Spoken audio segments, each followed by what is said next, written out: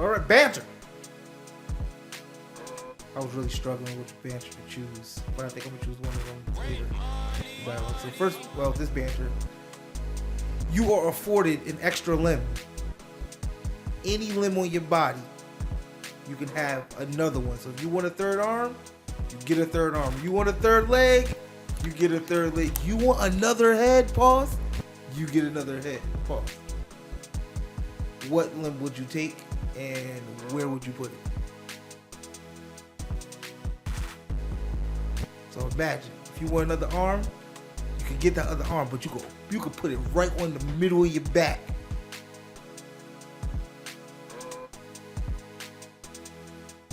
This is some weird shit, I know. Hey, for the sake of this conversation, I'm gonna try to get philosophical on your ass.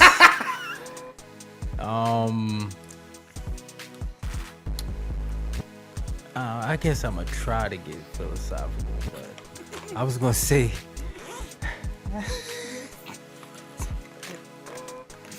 We don't like that banter question? Hey, look, man, I would probably have another hand so I can handle more shit. Wow. Wow. I don't know. What type of damn question is that, yo? That's a Fifth Element type of shit. Is it only one? I can only have one. Then I'm passing. Because that one extra limb doesn't make any fucking sense. 2 extra limbs now? Now we talking. Why would 2 make sense? How many legs you got? 2. How many arms do you have? 2. What are you going to do with the uneven number of limbs? Imagine having a third arm on your shoulder. Well, if you had a third arm, that means your head would be bigger. Pause. Because your brain would have to be bigger. The capacity of our brain can only withstand that. That's the reason why when people have extra limbs, they be dead as fuck, with no use, because your brain is not even made to even handle more than the amount of limbs. We have 2 arms, 2 legs. We can see and multitask with the size of our brains. The capacity of our brains allows us to use the amount of limbs that we have. You want a third eye? We already have a third eye.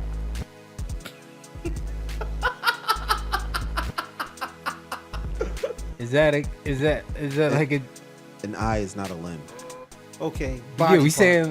Sorry. Body part. But the pineal gland is considered our third eye. For real? Yeah. Some people say because that. This is getting conspiracy theory-ish, but a lot of the things that we consume within Western civilization calcifies our pineal gland. I looked at my third eye, it was dark. Meaning we're not able to use our pineal gland for what its purpose is for. Years ago,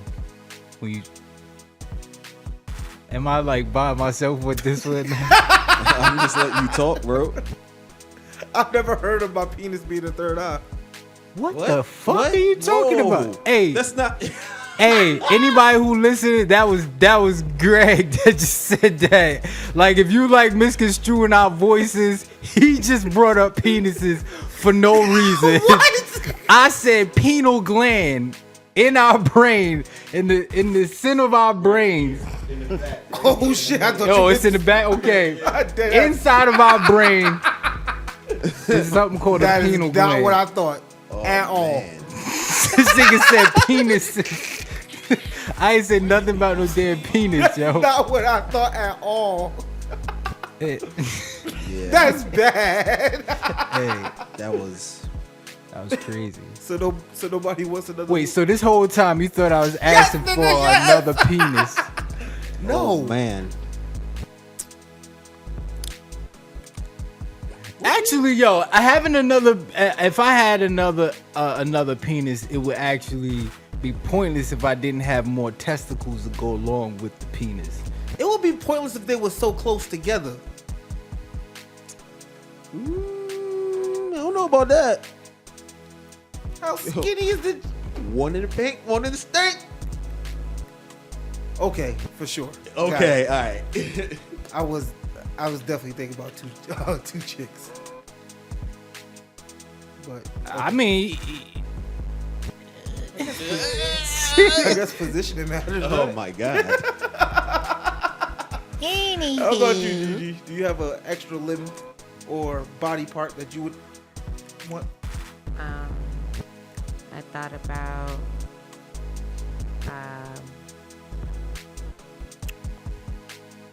what you think about getting another leg or foot.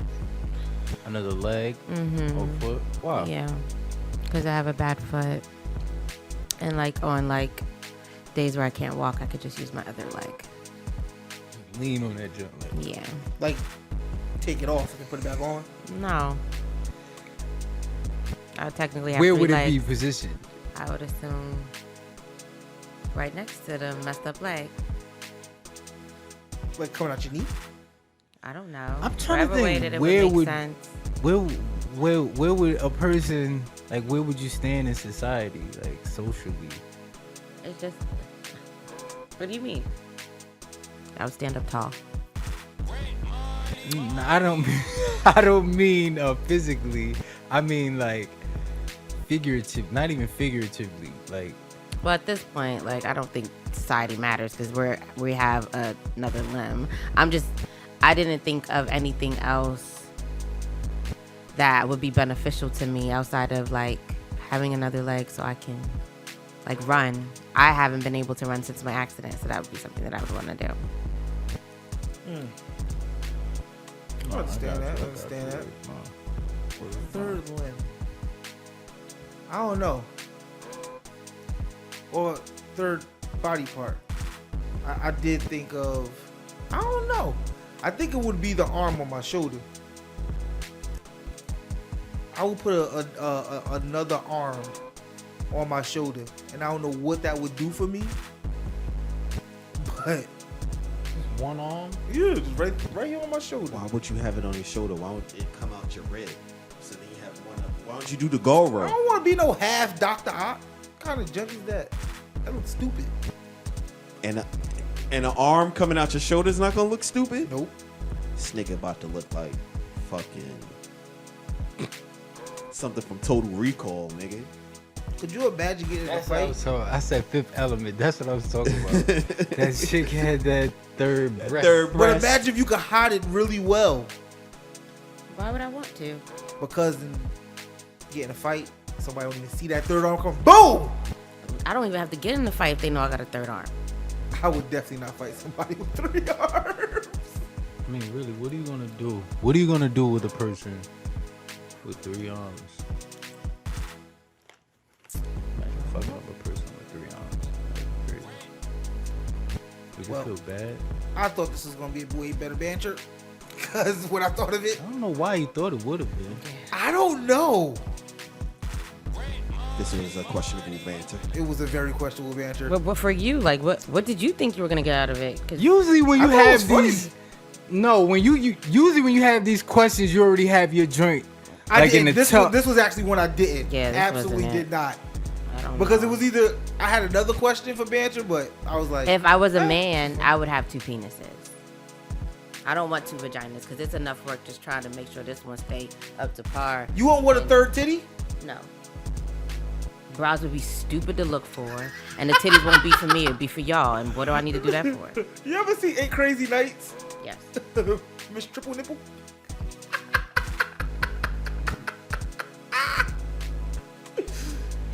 Oh, snap. But, yeah, sorry for the bad banter. It's not bad. Just not fair. It's alright, man. Maybe you guys want to get a third limb. Tweet us. Tell us what third limb you would like if you had the opportunity Or to body get a part. third limb. in general. What about maybe 2 I can- hearts? Why? For What? Why would you have What's 2 going to be hearts? beneficial to you? Shit, I'll fuck that first heart up. And how? What do you Do mean? all the bad shit. So you don't think the second heart going to get affected because Probably will. Oh, okay. I think your activity fucking up the first heart What do is you gonna mess mean? up the second Like, heart. what would you? Yeah, like, I why don't would know. only one of your hearts be? Well, this is a downward spiraling staircase. This is that moment where you just say, "Y'all good." Oh snap! Yeah, y'all good. Yeah, I think we good on this. What was that noise? No, was that it? That was your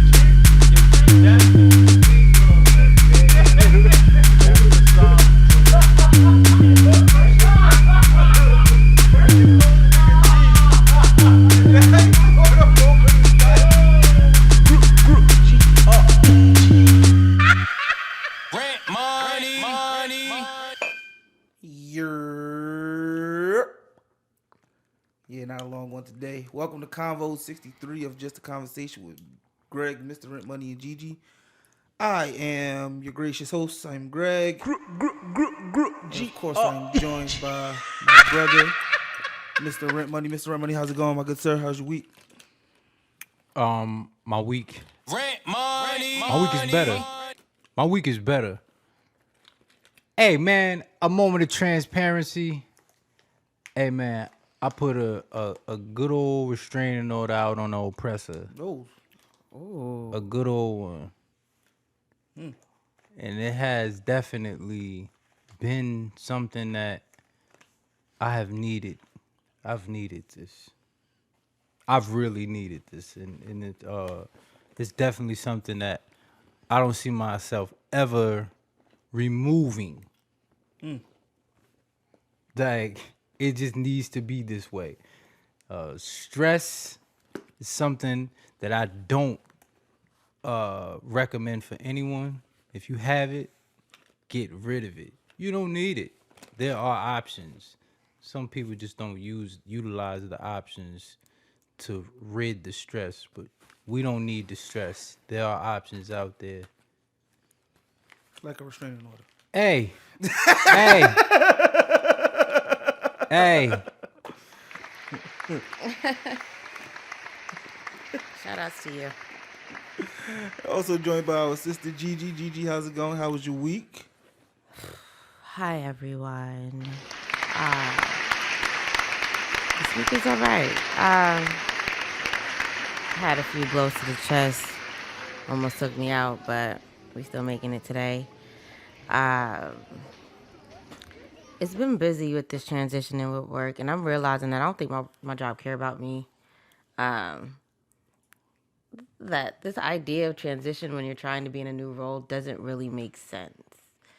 I don't think it allows any party involved to really work at their best capabilities, and I think it's counterproductive when you're trying to learn something new and still trying to work on what you was working on before. I don't see how someone can really truly grow or understand this new space that they have to be in. But I'm a G, so I'm gonna hold it down and continue to be great at it. But it's been a little tough in that area. However, despite that, last weekend was very eventful. I could say that. So even coming into this week, I was still kind of on a high. So all in all, I've definitely had better days. Can probably said I even had a better week, but there's no reason to complain. So how are you, Greg? I'm chilling. I got box water. It's pretty good water. Yeah, I'm good. Chilling. Also, joined by our engineer, Blaze. You don't gotta say hello, but thank you for being here, Blaze. Fuck my week. No, literally, fuck my week. No, we're not gonna. Nah, it's not even. That's It's the not type even of about time that. he on, y'all. That's not even the truth. We care about you, and I do care about how your week went. Just not right now. So, Burnout. jumping to some topics. Do black people get kicked out of the house first? Before any other race? Do other races make sure their children are straight before they actually I think release them into the world, I would say. I think our generation will be the generation that doesn't do that. I think we are way more aware of how hard it is for 18 to 25-year-old to be on their feet independently, especially financially, in this country. So I think this generation is going to be way more lenient about that. Like, nah, I'd rather wait until I know. If you're a caring parent, I should say. I think people would rather wait to see wait to make sure that their child is good before they just let them off into the world. But I also believe that we are a generation of no nonsense. So if you ain't doing shit and you just staying in my house and doing nothing, and you like trying to live this lifestyle under my roof, and you ain't doing shit, yeah, we gonna have some issues. At that point, you getting kicked out. What about you, Jay? I don't really have that experience because in my family, like especially when it comes to women, like they're not really eager for us to leave. We're probably more eager to leave than they want us to leave. Concept is kind of like you leave like when you get married. So, and then fortunately for me again, like I dormed in college, and then when I came home, I found my own place. But if I wanted to go back home, which I at one point I did, I'd never had a problem. So I never had like a time frame where I had to leave or like I had to go. If anything, they were making a life where they wanted me to stay there for the rest of my life, maybe even have some kids there, have my whole family, like create like. And usually in these, since like I grew up in an actual house, so they probably would have like redid the basement for me, like just Right. to keep me close. So I want to definitely recant that question because it's not necessarily as I'm listening to Gigi say her side of the story or express how it was for her growing up or transitioning into adulthood. It's not necessarily a skin color thing, but a cultural thing. I agree with that. Right. It's so when I say the context of black, what I was talking about, like if your family is from down south. Yeah. If your family is from down south, more than likely your parents were trying to literally kick you out and saying you getting out of my house, like just saying those words over and over. I feel like it's a I also think there's some gender bias in this as well, because I think a man is expected to live on his own after a certain point. Me personally, I think when a man is having sex, you should have your own space to have your sex, not under my roof. That's just me personally. Right. I can respect that. But I think girls are allowed that extra time to stay under the roof because they're a girl. So, like I could never envision kicking out Ava, no matter how old she gets. Right. Unless it was on some junk like you need to go because you just like this is not good for you to be here on some shit like that.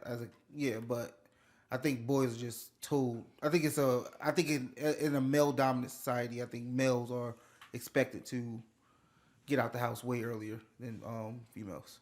Still think it's cultural because if I can think about my brother, also it wasn't up until like I don't want to say he was even getting married, but there's like something happened where he ended up moving out. But all in all, he was still, he was able to have like his own space within the home, but he's still living at his mother's house. We don't have the same mother, but he was still living at his mother's house, had like his own little setup where he had his own entry, even had like a living girlfriend at one point, and then eventually moved out. But there was no one saying like you're 18, you have to go. You're 19, like no. From what I saw it, because I think he probably moved out probably like in his 20s, maybe. Yeah. So. I don't think that has to do with skin color or cultural color. I think it has to do with economic status as well. I feel like people who are at a lower economic status want to lighten the load faster than someone who is maybe more middle class. When you say lighten the load faster, you mean like it was already tough raising these kids and being, having kids and taking care of them, and you living check to check, and now you got a child who is on the brink of adulthood. Yeah. It's more of a, hey. And that's why I think this generation is not going to do that to their kids. Not even. I think that if a parent is logical and knowing that it's hard, and now I know my child can work, why are you not bringing that income into Because the people home? are naturally selfish. Facts. See, I don't know. I don't know if it's necessarily that, because there are exceptions to the rules, right? There are, no matter how many times you say it's this way, there's always going to be a selected amount of people who say, that wasn't necessarily my story. Because where you say they want to lighten the load, right? It actually would make sense to keep the child there so they can get a job and pay me rent. You pay me some rent, the rent is cheaper, that type of thing. You were about to say something? No, I definitely agree with that, and I also want to add in the difference between single parent homes and two-parent homes. Oh, right. It's definitely a difference in the time frame in which they kick their kids out. You feel me? I disagree with that, especially in like the hood and like inner cities, because when you think about Section 8 and all the restrictions on Section 8, it's like once you a certain amount of people can't be in the household, and then the household can't make a certain amount of money. So if you are 18 with a part-time job bringing in another $20,000 into the household, you messing up my Section 8. You gotta go. Right. Like that's sad, but that's unfortunately the mindset that is of, I would say, well, circumstances I grew up in, and people that I know who grew up in the same kind of circumstances. That's been the thing. So it's like as soon as you did turn 18, because if you wanted to work, you can't work while you live under this roof, because it's going to mess up the Section 8. It's going to mess up food stamps. It's going to mess up any kind of government assistance that we getting, that your parent is getting. So you got to go. So I feel like that's more of a reality that I see. I don't know. I can't speak for everyone. But yeah, that's I think that's a big thing. I think that's one thing that people should consider when talking about like moving out, or kicking kids out at a certain age or on the brink of adulthood. But I just think, but just to go back to my original point, I just think that like, I think like you're a father, I'm a father. When you guys have kids, I can't see y'all like kicking your kid out, because you, well, I'm thinking mainly because of like the financial hardship that is going to cause on them, unless they are straight. Be my guess. I just think it should be some sort of plan in place. Mm-hmm. I was gonna say the same thing. There should be a plan, and me personally, I want my child to feel like, hey, we're on the same team, and we're gonna figure this out together. Whereas the common narrative that I've always heard is like, you figure that out on your own. Mm-hmm. You figured that. It's like, what? We've been on the same side since I've been born. That's all I've known. Goes back to the generations conversation. And now all of a sudden is me versus you. Like you want me to figure. Now you're saying you want me to figure this out by myself. What do I know about this? I don't know anything about any of this, and you just want me to just figure it out on my own. It's like, what type of tone does that set for me mentally? You know, to you're basically telling me that you want me to, not only do you want me to get out, but you want me to get out while making me feel bad being here. Mm-hmm. You know, you want to keep reminding me that this is your place, and I'm just visiting, or I'm just here. Now I gotta tiptoe around your space. So like now, when I do get kicked out, it's like there's no stability. How does that make me feel? And how does that affect, how do you think that's going to affect the next generation coming after me? You know what I'm saying? I don't think that's thought about. I think it's thought about more than you think. I think our parents' generation have that mindset. Figure it out, because I had to figure it out. Right. And because we've seen that, I think we're going to try to do a complete 180. Right. So, yeah, I think it's thought about more often. I think about it a lot. It's like I said, there's no way in hell I'm kicking out my daughter unless she's ready to leave.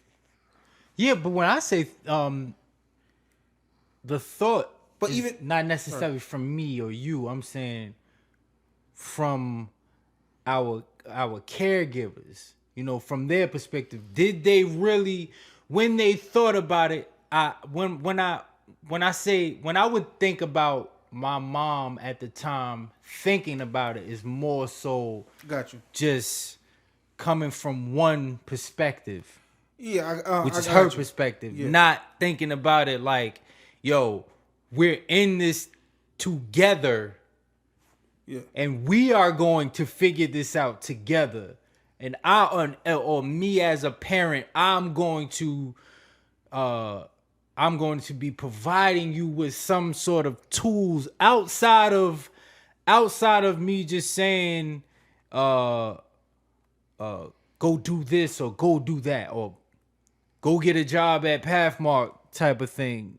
Like, let's really think outside of the box and really think about what is at hand versus just what we seeing in front of our face, and that's just rent. Yeah.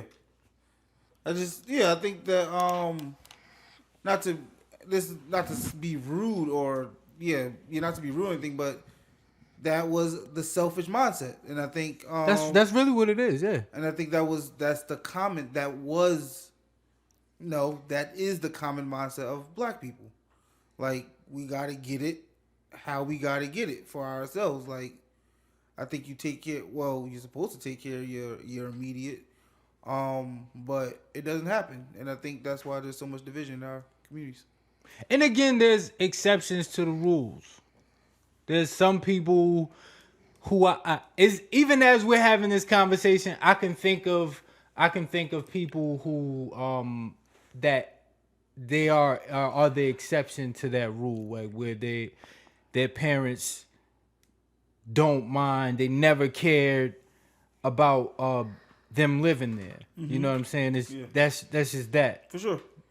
But for the majority of my peers, it's the same exact narrative, and it sucks.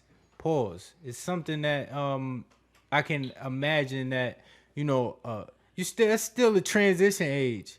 Your mind is still developing, even when you an adult at 18. Your mind is still developing rapidly, and how does that make you feel? How does that? What kind of lasting impression will you have for the rest of your life? But what are the circumstances that this happens? Is it just like, because you talked about, Greg, like food stamps or like getting assistance and how like that comes into play. So that's not even a thing where, as a parent, I don't want to help you, but they won't help me if you stay here. And then you have what would be another circumstance that would happen. When someone's being kicked out? And when we say kicked out, like you guys know you're leaving, right? It's not like get up, you leaving today. It's like although there's not a preparation where I'm providing you tools, knowledge, and wisdom for you to go out and be great in the world. In these scenarios, the parent is telling the child, even if they believe it or not, that they're leaving. Yeah, I think. I think in the government situation, that's one. But I also just think in male dominant cultures, I feel like. So let's tap into that though, right? So in male dominant cultures, usually things that may have come into play is men, they want to have sex. Now they want to have sex at home. That could be an issue, right? Or in this situation where there could be some assisted living, or they are in an environment which would be conducive to the son either being in the streets for robbery or selling drugs. That could be another reason why you would have to leave. But on the instances where the child is just there, like how does that make sense? Like, where's that situation where it's just a thing? Like, it's 18, you have to go. Because on all those three, I can see how they play a part into it. But if there's no issues in the household, we're not getting assisted living. I'm even doing a part-time job now, and I'm able to contribute to the household. At what point? It just goes by. That's just up to family's philosophy at that point. Okay. I think another thing that plays a part is that some parents put the standards that they had onto their child without even understanding that the economic environment that they were put out in the house is not the same as the dollar is not worth as much as when they went out at 18 as opposed to when they're kicking their kids out to 18. And a lot of parents that do that don't even take that into consideration. You feel me? True. I think it's just a disconnect because both parties or all parties involved are thinking or from a selfish perspective. So if everyone in the house is thinking selfishly, then even if your parents didn't say, hey, I don't care if you stay, but there's always gonna be a headbutt. It's gonna come up. You won't do that on the Mar house, on the Mar roof, right? Even if you're paying a bill, right? Even if you do, and that would annoy me too. It's like, all right, what am I paying for? Actually, now that I'm here, so I'm just paying.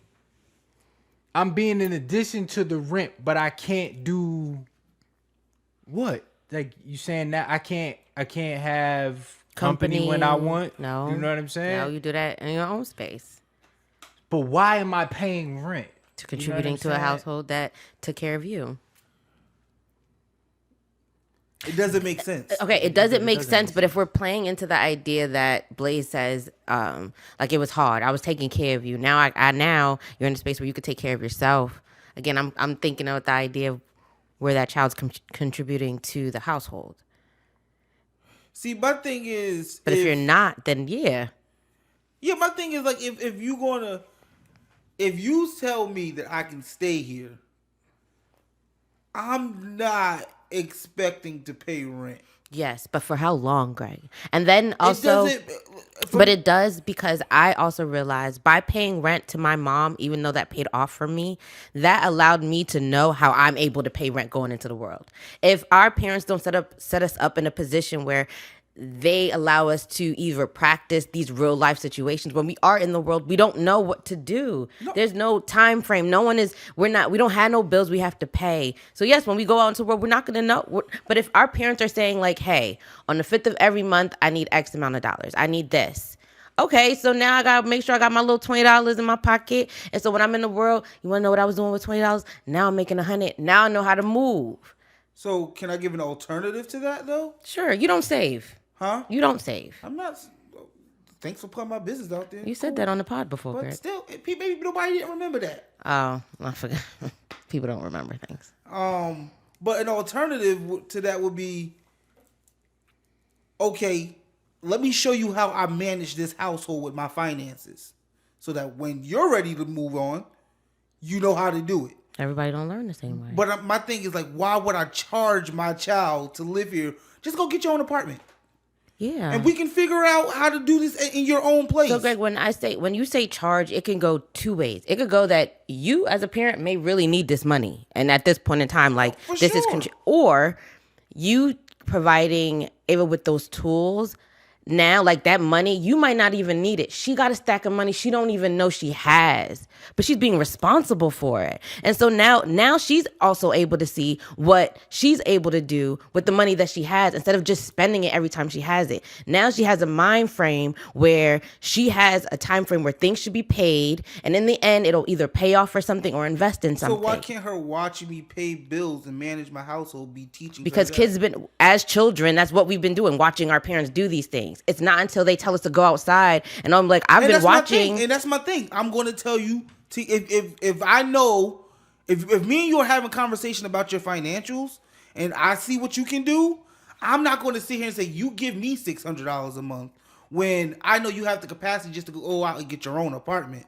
This is just me. You can't test the theory to help, allow her to know how it feels to pay rent. I just feel like that would be a waste. So you want her to get into the point where, okay, she's doing this $600 and something happens where she's not able to make $600. In her mind, she's never seen that not paid rent on time or anything like that. So she doesn't even understand the capacity at this point for things that are going to happen. So why can't she just learn it while she's doing How does she learn if she doesn't see it? She's seen me do it. She's not going to see you do it. She has seen me. She's seen me do it for many years. She hasn't seen you ever been later, get an eviction notice, or at a point where you don't have it. Your dad, you always have it. That's something she just never needs to learn.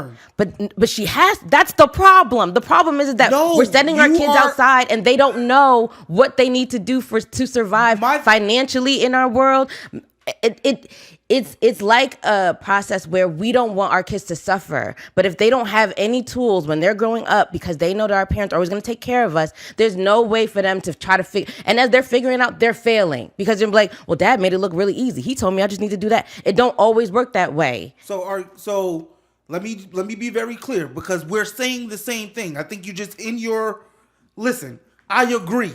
If we teach our kids how to take, let me finish. If we teach our kids how to financially be stable, they can do it on their own. That is the goal. And my thing is, there's multiple ways to teach that. That's one way. Yes, and I think, but I believe that there's different ways to learn. So yes, there may be some children that can learn by watching, but I know that I'm better at doing something, and then that's how I learned how to do it. How do you learn, Mr. Rent Money? You once you do it, you know how to do it. So for me, if I watch somebody ride a bike, that does not mean that, oh, when I get on the bike, I'm gonna know how to ride it. No, obviously not. That's not what I'm saying either. But that's what I'm trying to say is we are assuming that because I'm in a household and I'm cooking for my child's in the room in the kitchen with me, she know how to cook. No, but if she's with me, helping me cut up some carrots, if she's with me knowing how to boil the water, then I'm more comfortable knowing that if I can say, hey, start dinner. But if I'm saying that she's just watching me cook dinner, that she knows how to cook, I don't see how she would learn. Because you're putting it on the most surface levels. I'm saying, let me give you let me paint a scenario. It's time. Ava is 21 years old. We and her have conversations all the time about her finances, my finances, what I have. When I say she's watching me pay bills, I mean, all right, Ava, this is how much money Daddy has. These are the bills that got to get paid. What do you think I should do? Have her handle that. I'm saying I don't need to take her money to pay my bills. You don't have to take her money. But that's what I'm saying. I would rather her go get her own apartment. Because she's done this with me. But she knows how to do it. She's not going to make that money that you're showing her. She's not going to have that, Greg. But I'm saying if I know she does, That's the part that you're leaving out. I know her financial situation. We've talked about finances. I know what she can afford. She has a clear understanding of what she can afford. So then she's leaving already, then, Greg. That's what I'm saying. But I'm trying to explain to you is that there's easier ways to have your child. Okay, and you know what? You're right, Greg. We are saying the same things, just differently. And I just see it as, in a situation for a child that has to leave home at 18, I would hope that they have the tools that at 18 that they're able to survive. Oh, for sure. The idea is, obviously it hasn't working, but it's because we are just assuming that because you're in this household and you're watching, and that's what I got, that I'm supposed to figure it out. But if I'm not tested, or if I'm not held accountable on how I'm supposed to pay my bills, when I'm supposed to pay the bills, how does me paying for rent look like? When I am in the real world, shit gonna be so much harder than if I've already been in a situation where, hey, mom, I couldn't pay rent today. Well, this is what happens when you're not able to pay rent. Oh, well, now I know that in the real world, when I go outside, it's different than when I'm at home. But I'm now already in these situations. And maybe that's why, I'm so grateful that I'm a project manager, because I like to think of the what ifs or the possibilities of, yes, I want my child's life to make sense to them. But if I'm able to provide them with tools that they're better prepared, because things could happen. So I can't always prepare them for everything, but if they're better prepared, especially with financial literacy, something that our community is very low when it comes to knowledge on, that I feel suitable, that my daughter or son is aware of what investments are, what portfolios are, being able to understand a 401k, even before the idea that it's even introduced to them, I would feel more comfortable at 18 if they did want to go and be great, which I would feel confident in that. And I think that's the problem is back in the day, 18, you were supposed to be older and be able to already be outside. We've kind of babied the situation to the point where now we realize that maturity levels for people at 18 or may not be that high. So we want to kind of still keep them home and allow them to grow and have knowledge. But back in the day, people are already having children, going to war. Their lives already had to start. There was no childhood at 18. Yeah, but even society was structured as Blaze said. The structure that society was back then, It's people different. were afforded to get out and not necessarily make a whole bunch of money to at least be able to afford to live comfortably, just to have a roof over your head, just the bare necessities, the bare minimum that you need to actually survive in the world. It was afforded at that time. Now, you know what I'm saying? It's a totally different playing field.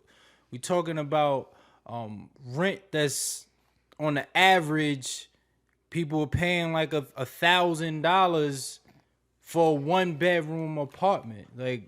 It's ridiculous. No, it's not $1,000. I wish it was $1,000. A studio. No, you getting a room. A room. A studio. See? You ain't getting no studio for that. Out here in Jersey That's City? what I'm saying. On You're not getting average, no it's studio for that. $1,500 for a 1-bedroom on average. It's ridiculous. It's ridiculous. So to even have that type of tone toward a child in these days, I think that's very heartless. And it still goes on. It still goes on at this climate in the world today. And I don't understand why we still, well, I don't want to say still, because like you said, it's like we're going backwards. So because you said before, as you said before, in the earlier days, people were letting their kids out, and now they're keeping their kids in. But while they're in, their stay inside the home is like, They're still not learning. this is my shit. There's people that are in their 20s and they haven't even understood even the process of life in itself because they're still sheltered. They haven't even gone outside yet. And it's just is it the idea that we are sending our child out too late or keeping them in too long that they haven't even experienced life or have anxiety when it comes to trying to experience life outside of your home? No doubt. Big facts. Good topic. Great topic. You or me? I can go. So my type is about drugs. It's about drugs, and especially with Jersey legalizing marijuana, and we're like in this place where it's not only just legal medically, but it's also in a space where we are going to be able to purchase it recreationally. And I was curious to know if my guys ever dabbled in any type of drugs, and if you did, what they were, and if there was a drug that you would ever want to try that you still haven't. I will not call you a crackhead. Maybe I will. Yeah, I might. I definitely will. I've never tried any other drug. I don't have the desire to try anything other than marijuana. Different forms of marijuana? Yeah. Oh, Would you try like an edible? dabs? Yeah. Yeah, but that's Yo, still not, you remember my college roommate had dab? Yeah, that's not for me, man. I It's just remember like, when I you can was on dab. feel. I was scared for you, Greg. That shit was bad. What happened? It's like I don't like that. I took one hit and was done. Can I tell the story? Sure. Let me tell you. I go and I visit this man at his dorm apartment, and it was cool, right? Then we go upstairs to his we go upstairs to his roommate's room, and they're doing dab, right? First time I ever really saw it be done in front of me, right? Greg takes one hit, and he instantly starts laughing. Uncontrollably. Was he there when I was there? Yeah. Oh, okay, we were there, and Yeah. me and you walked out like, hell nah, not. And I think more because we weren't really comfortable in that environment to get that tore up. But Greg was in He his had already element. been. Yeah. I had 2 instances with that shit. The second time was there was a party in my room, and we were supposed to like leave to walk to McDonald's. Like, let me just take a hit of this shit. I went laid on my bed, and next thing I knew it was morning. I hate those days, man. Yo, I hate those days too. And everybody was like, yo, we had mad fun. It was like, damn. But yeah, like, no, that's not true, because I want to try shrooms. I definitely want to try shrooms at some point in my life. You know, I've always felt iffy about those. You know, like even though a shroom is Shroom is a psychedelic? it's natural, yeah, and but it's like different levels to psychedelics and hallucinogens and Facts. But I think that's the reason why I will never try it, because I don't know who to do it with, and I don't trust people. You don't. No, I need to know that they know what they're doing. Like how I know what I'm doing when I smoke weed. Hey, I need to be clear. Don't ever come here. When you do that shit, do that shit in the comfort of your own humble abode. I'm not trying to go out and be And like, then lock the door. Because I'm saying, See, you nah, do some see, shit, look. fucking shit up, punch a hole in the wall or something. I'm renting the Airbnb or some shit. Do some crazy Yo, shit, but that's man. the only thing I would try. But that's the thing, I would need to do it with someone who knows what they're doing. Because if they don't know what they're doing, I damn sure don't know what I'm doing. Yeah, it's not about them though. It's you. It's not like they can control what's going on or what you see in your mind. Like it's I mean, I guess as long as you're around somebody that ain't gonna do nothing crazy to you, See, that's the thing. that's it. I don't trust people, and I feel like I would need to do that with a white person. Man, man, now you having a different conversation right. now. Like, Yeah, I you don't need know that. about Why that. you need to have a white person with you? Cause I don't know like- black person that does shrooms. No, I'm saying like what do you think? What do you think that I would? I was about to just make it a broad statement. What do you think I would possibly do to you in a time like if you was under the influence? So what are you talking about? No, I'm saying I think you need a white person. No, I'm saying I think I would like do shrooms with. You a don't white find person. that suspicious? What? You don't find that suspicious? I don't know what is with this voice. Oh, that's Umar. Nigga. You do shrooms. So, but what drug do you consider is the harshest? Crack. Meth. I say meth. I seen within months, crackheads, they do crack, they can, like, after 2 or 3 years, then you start seeing the effects. But meth, that should have changed your life within a matter of weeks. Nah. I mean, I agree with you. I think meth and crack, but have you like a crackhead is still functioning in life?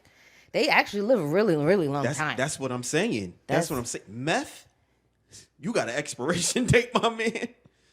Okay, first your teeth. Your teeth definitely Your teeth is definitely going, but Your teeth go with crack too. yeah. Like, have you guys ever heard of Asawatha or bath salts. What? That's not even a drug. That's literally. Is it literally That's not literal a drug that bath people salts? use. That's not a thing. I mean, Like it is straight a up thing. bath salts, like the salt in a bath. Yo, I'm not an Epsom expert salt? at this shit. I'm not an expert at this shit. Well, I but don't know, but I you definitely have bring it up seen to a the video forefront, and of you- this woman. What She the fuck said is she bath was salt? free of. She was clean of doing bath salts after she bit off all her fingers. What the hell is bath salt? And when you say doing bath salts, how do you technically do it? Like, you're supposed to. I am not an expert at this shit. I do not know. You You doing know. research. Stop You doing acting like research. you don't know. I do not know. You know. What a time to free her addiction of bath salts after she got nothing Am I the but only person nubs. that's curious to know what the hell is bath salts is? Bath salt, What is that? like body scrub, like. That's what we talk. I'm thinking like you talking about like bath and body I'm work. thinking of Epsom salt. I think that'd be part of bath salts too. So what do you do? Like, are you grinding up soap? It's like crack rock. What? Like go to bath I don't and body know. work. I'm just trying to make it make sense. and to bottle me. little jars of salt, them pink salts or whatever. Yo, people are getting bored. People are getting bored. That makes no sense to me. Hey, in a time, well, not just a time. If you depressed and you at your lowest point, you're gonna be looking for a means to have a pick me up. So you just turn to trying cleaning products? trying different things. Well, That make you ever heard of hoofing, right? No.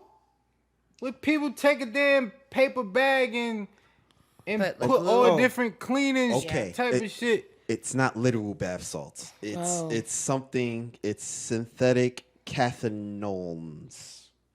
And It's it a just class of looks like drugs bath that salt. have one or more. Yeah, it looks like bath salts. That have one or more laboratory-made chemicals similar to cathinone. So it's not even real cathinone. It's a stimulant found naturally in a kai plant grown in East Africa and Southern Arabia. So it's not even real, right? Oh, and it's an amphetamine, such as methamphetamine. So it's Meth. it's close to meth and ecstasy and Molly, but it's not the real stuff. Ecstasy and Molly it's uncut, natural product. You feel Yeah. me? Bath salts are like it's similar to people doing synthetic weed. K2. Yo, I don't know about none of this shit, bro. Yeah, K2 is like they get some type of herb and then they spray like bug repellent on that shit or some other shit. And yeah, that shit is bad. Anything that's synthetic, But yeah, they either swallow it, snort it through their nose, inhale, or inject in a needle. Snorting and injecting is the most harmful. That shit sounds terrible. have you guys heard of ayahuasca? No. It's a plant. Like they have like seminars for it, but basically it's like a hallucinogen, and people say like after they finish, they become like enlightened and like they've seen like their like lives and like they know like what their purpose are, but the journey in itself is like really messed up. Like you take it and then all of a sudden you catch the chills, you might throw up, No, you might thank start like seeing things, but like at the end it's a very enlightening experience. That's what I heard, and I want to try that. I think I heard about something like that. But you have to do it with someone that's like specialized in it. Like you can't, you don't wanna just go do it through at home. I go through life every day. Deep. I want to just try it. I heard I'm good something on like that. Mike Tyson was talking about he did some type of hallucinogen like that. Yeah. And I think Joe Rogan had also He did probably tried it too. I it. believe Right. that. And then they was like, it's like after they do it, it's like the high feels like they're meeting God. It's and different. like it's like a warm sensation. Can we like just take into account that this is Mike Tyson? He's not the only He's one. not the only one. Hey, Mike Tyson, if I ever meet you, that is Greg. Word. Oh my He said goodness. that. Word. It was not me. Come on, man. You know this. All right. Come over here. I heard you Listen, was talking you some have shit. you ever heard of that toad? That is a If it you do secretes it secretes a Oh, like if you lick it. I don't think it's supposed to be consumed necessarily like that, like just picking the damn toad up. I think it's more so like a dab type of Nah, you thing. gotta lick it. Yo, I don't be knowing shit about shit. You gotta watch what's it? Noisy? What's that?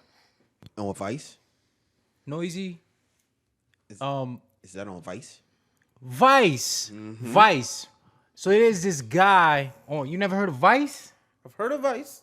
There's this guy who goes around the world trying drugs that are associated with different cultures. Okay. That's his job. He That's actually I mean, it's a part of the show, but this is something that he's like going to school for, researching different types of drugs that are associated with various cultures. But his show is literally him going to different tribes and meeting different people and trying out the drugs that are popular within that culture. And there was this episode where it was this toad, and they warned him like, yo, you can only, in fact, I think it was like the just had, you gotta have like a tap of it. And that little tap that you consume takes you on like this crazy trip. And the it was very similar to the way y'all described that drug. And but afterwards before getting to the high, he was like getting chills, throwing up. He got really sick. And then afterwards, afterwards the high started to kick in, and it was like a euphoria that kicked in. It's like bliss. He just looked crazy, just sitting there experiencing it. And then after that, it was like a downer. So like hearing, cause like when you think of like weed, whether it's an indica or a sativa, it's like once you consume it enough, you feel it. Versus this thing is like you feel like shit, like really bad, to the point like it's like you feeling like, wait, is this something wrong? No, this is the way it's supposed to be. And then you get high, and then it's your downer. Yeah, no. No. I'm a pass also. I'm a pass. Absolutely not. But the people, the natives of that country is like they don't experience that. It's more so like a thing like when you first, Like a newcomer. yeah, when you first try it out, it's this very awful Yeah, I feeling. ain't fucking with no drug that's gonna put me down. I do that on my own. You just told us about your experience with a dab. I didn't And think it that put was you gonna down. put me down. Put me down. And that's why, no. But when I think of the harshest drug, how do you not consider acid? They just think about what acid is, not even in the drug context. Just think of regular ass acid. That's the name. It's not a literal acid. It's just the I street get name. it. No, I'm not that stupid.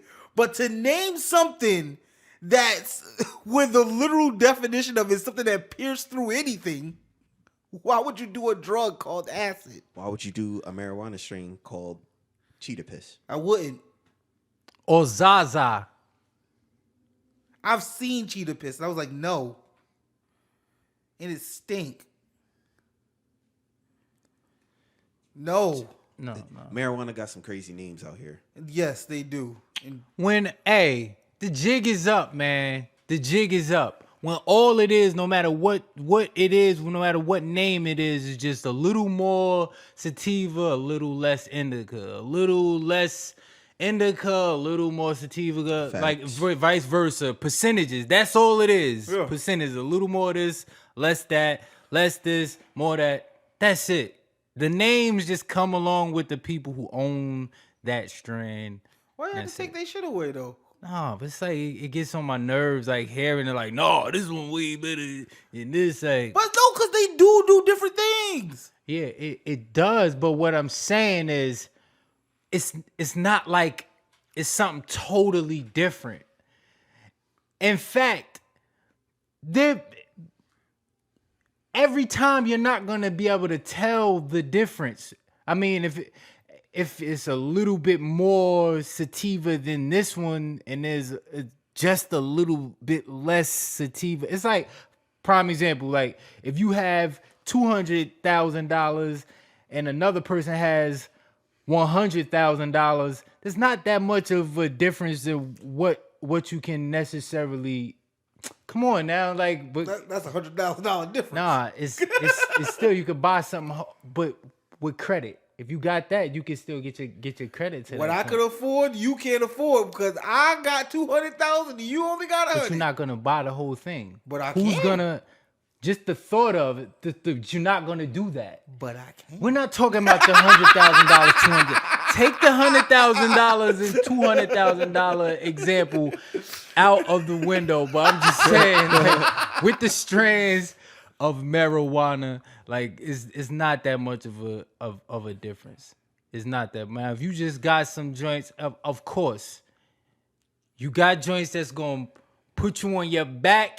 You just high out your brains, and you got some joints that's gonna make you sleep. You know what I mean? And make you feel like you want to take a nap or be more inspirational, but still, man, it's just these different names. I'm just saying, like, all of these various names, it's not like you're gonna be able to tell. Let them keep the name creativity, man. every single time, like whatever. Let them keep the creativity alive. Let them keep it alive. Keep it alive. But I just think acid is the worst name of all drugs. I'm definitely not trying nothing that's called acid or anything else for that matter. I don't care. But the crazy thing is, in 2022, shrooms is definitely on the rise. I'm starting to see a lot more people trying out shrooms and being more open about trying various drugs. I'm not judging you, but just stay away from me. What's a drug that you would all the way stay away from? Everything. Like literally. Most definitely crack.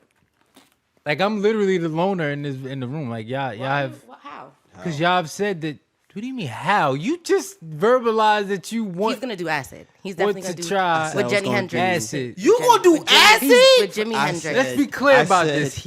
I would. You went from saying, like, I want to be clear about this. You went from saying, yo, the only way I would try acid is if I was, the mop is right there. Is if I was with Jimi Hendrix or something like that. This is true. Now today you saying, like, check this out. I want to try acid. I did not say I Where's wanted this- to try. I said I would. Next episode, you're going to be saying, hey, guys, I I tried did that acid shit. and That I shit feel was great. crazy. No. Next thing you know, he going to have a pocket of acid. Too old to be What does acid look like? I don't know. It's like it's That nigga it did it kind of already. look like strips. He did it already. It kind of look like strips. Oh, yeah. yeah, I saw that in yeah, my in school. One of the, what's those education classes when they have like Yeah, drugs it's like and strips all that? with It looked like a with the drugs. Listerine joint. Yeah, that's exactly what it is. That's what I've heard. I saw one that looked like, yo, in fact, you know the joint where when they had Bane was giving out them tattoos, like those patches. Yeah. They have those, like where it you put it on like a tattoo. And it's acid? Yep. Yes, it just Your it skin dissolves absorbs in it. your skin. It's all different types. Yes, When they have the they- candy one, you put it on like a little tablet type of thing. You put it on your tongue. No, thank you.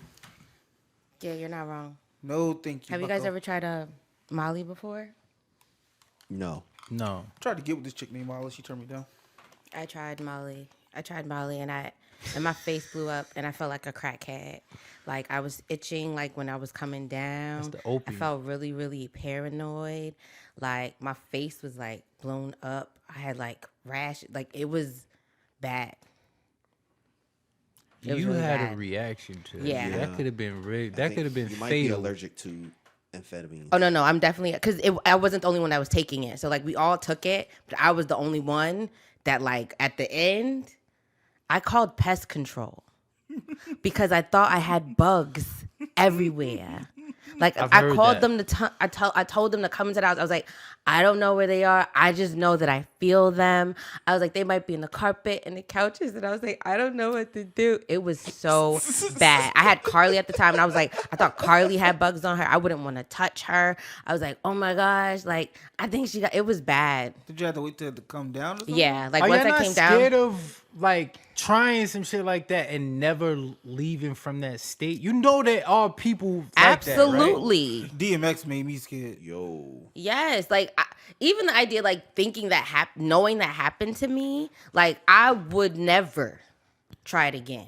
Like not even on purpose, by mistake, like a little bit, none of that. But it was bad. PCP. It was really bad. PCP is that one drug that I've seen and I've heard that sometimes when people do PCP, they don't come back or they need a lot of rehabilitation to get back. Or Like dust. that Getting wet? Like that joke with Smokey, like going, you don't help me. Yeah. Like that's a joke. That's a movie, but that's a real thing where people get into that state, they high, and then they don't. All right, Yeah, and it's this- over, but they still in that state. They stay there, and that's because the chemical imbalance, like whatever happened, they need to take something else to put it back, but they never do, so it just keeps getting out of whack. And the same thing can happen with prescription drugs, like, and that's the problem, is that you get prescribed a drug from your doctor, and you're not realizing that not only is it maybe like making you feel better, your body feel better, but it's messing with your brain. So Right. your body might be healing, but now you're kind of going crazy. You sounding off well, to your people. body's not healing. Yes, you're healing. No, it's Your body's not medicine- healing. Medicine is not for healing. It's like a Band-Aid. It make you don't feel it, but it's not healing you. It's not a healing. It's not like a herbalist or something. So It's how like- does antibiotics work? It just that is something that actually kills antibiotics. does It kills the bacteria. Yeah, the bacteria. When he's talking about medicine, it just controls the symptoms. It controls the symptoms. It Yeah, it's doesn't just like really- having a cold. Like me taking cold medicine doesn't cure me getting a cold. It just lessens the symptoms, and then the cold goes away. I was just over going time. off of the specific word that you use, heal. Like there are things to Yeah. literally heal you. Yes, and that can also mess up with your brain. No, when I think about the word heal, I don't think about like hospitals and doctors as we know it. What Like, are you thinking? it's like it's something to make you feel better at the time, or something to make this part of your body feel better while damaging another part. Yeah, but it's still helping you in That's some not place. healing. Helping, that's not when it heals, when something heals you, it rids the problem. Antibiotics. That problem. Healing is not getting rid of something and then another problem occurs. Like, for instance, like, yes, that's even, why they give you side effects of medication.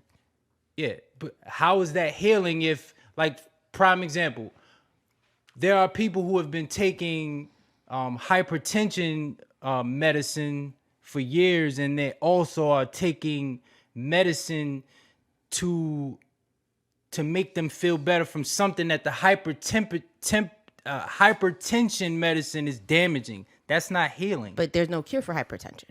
There's only treatment. But there are cures for things. Like Healing. There's a cure. Yeah, you can get cured. If you type in literally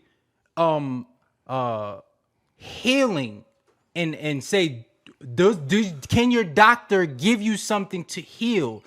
A doctor is not even qualified to give you anything to heal you. A doctor, that's not a job. So what does antibiotics the doctor do? of a Okay, if that's the only thing But that you get, so what?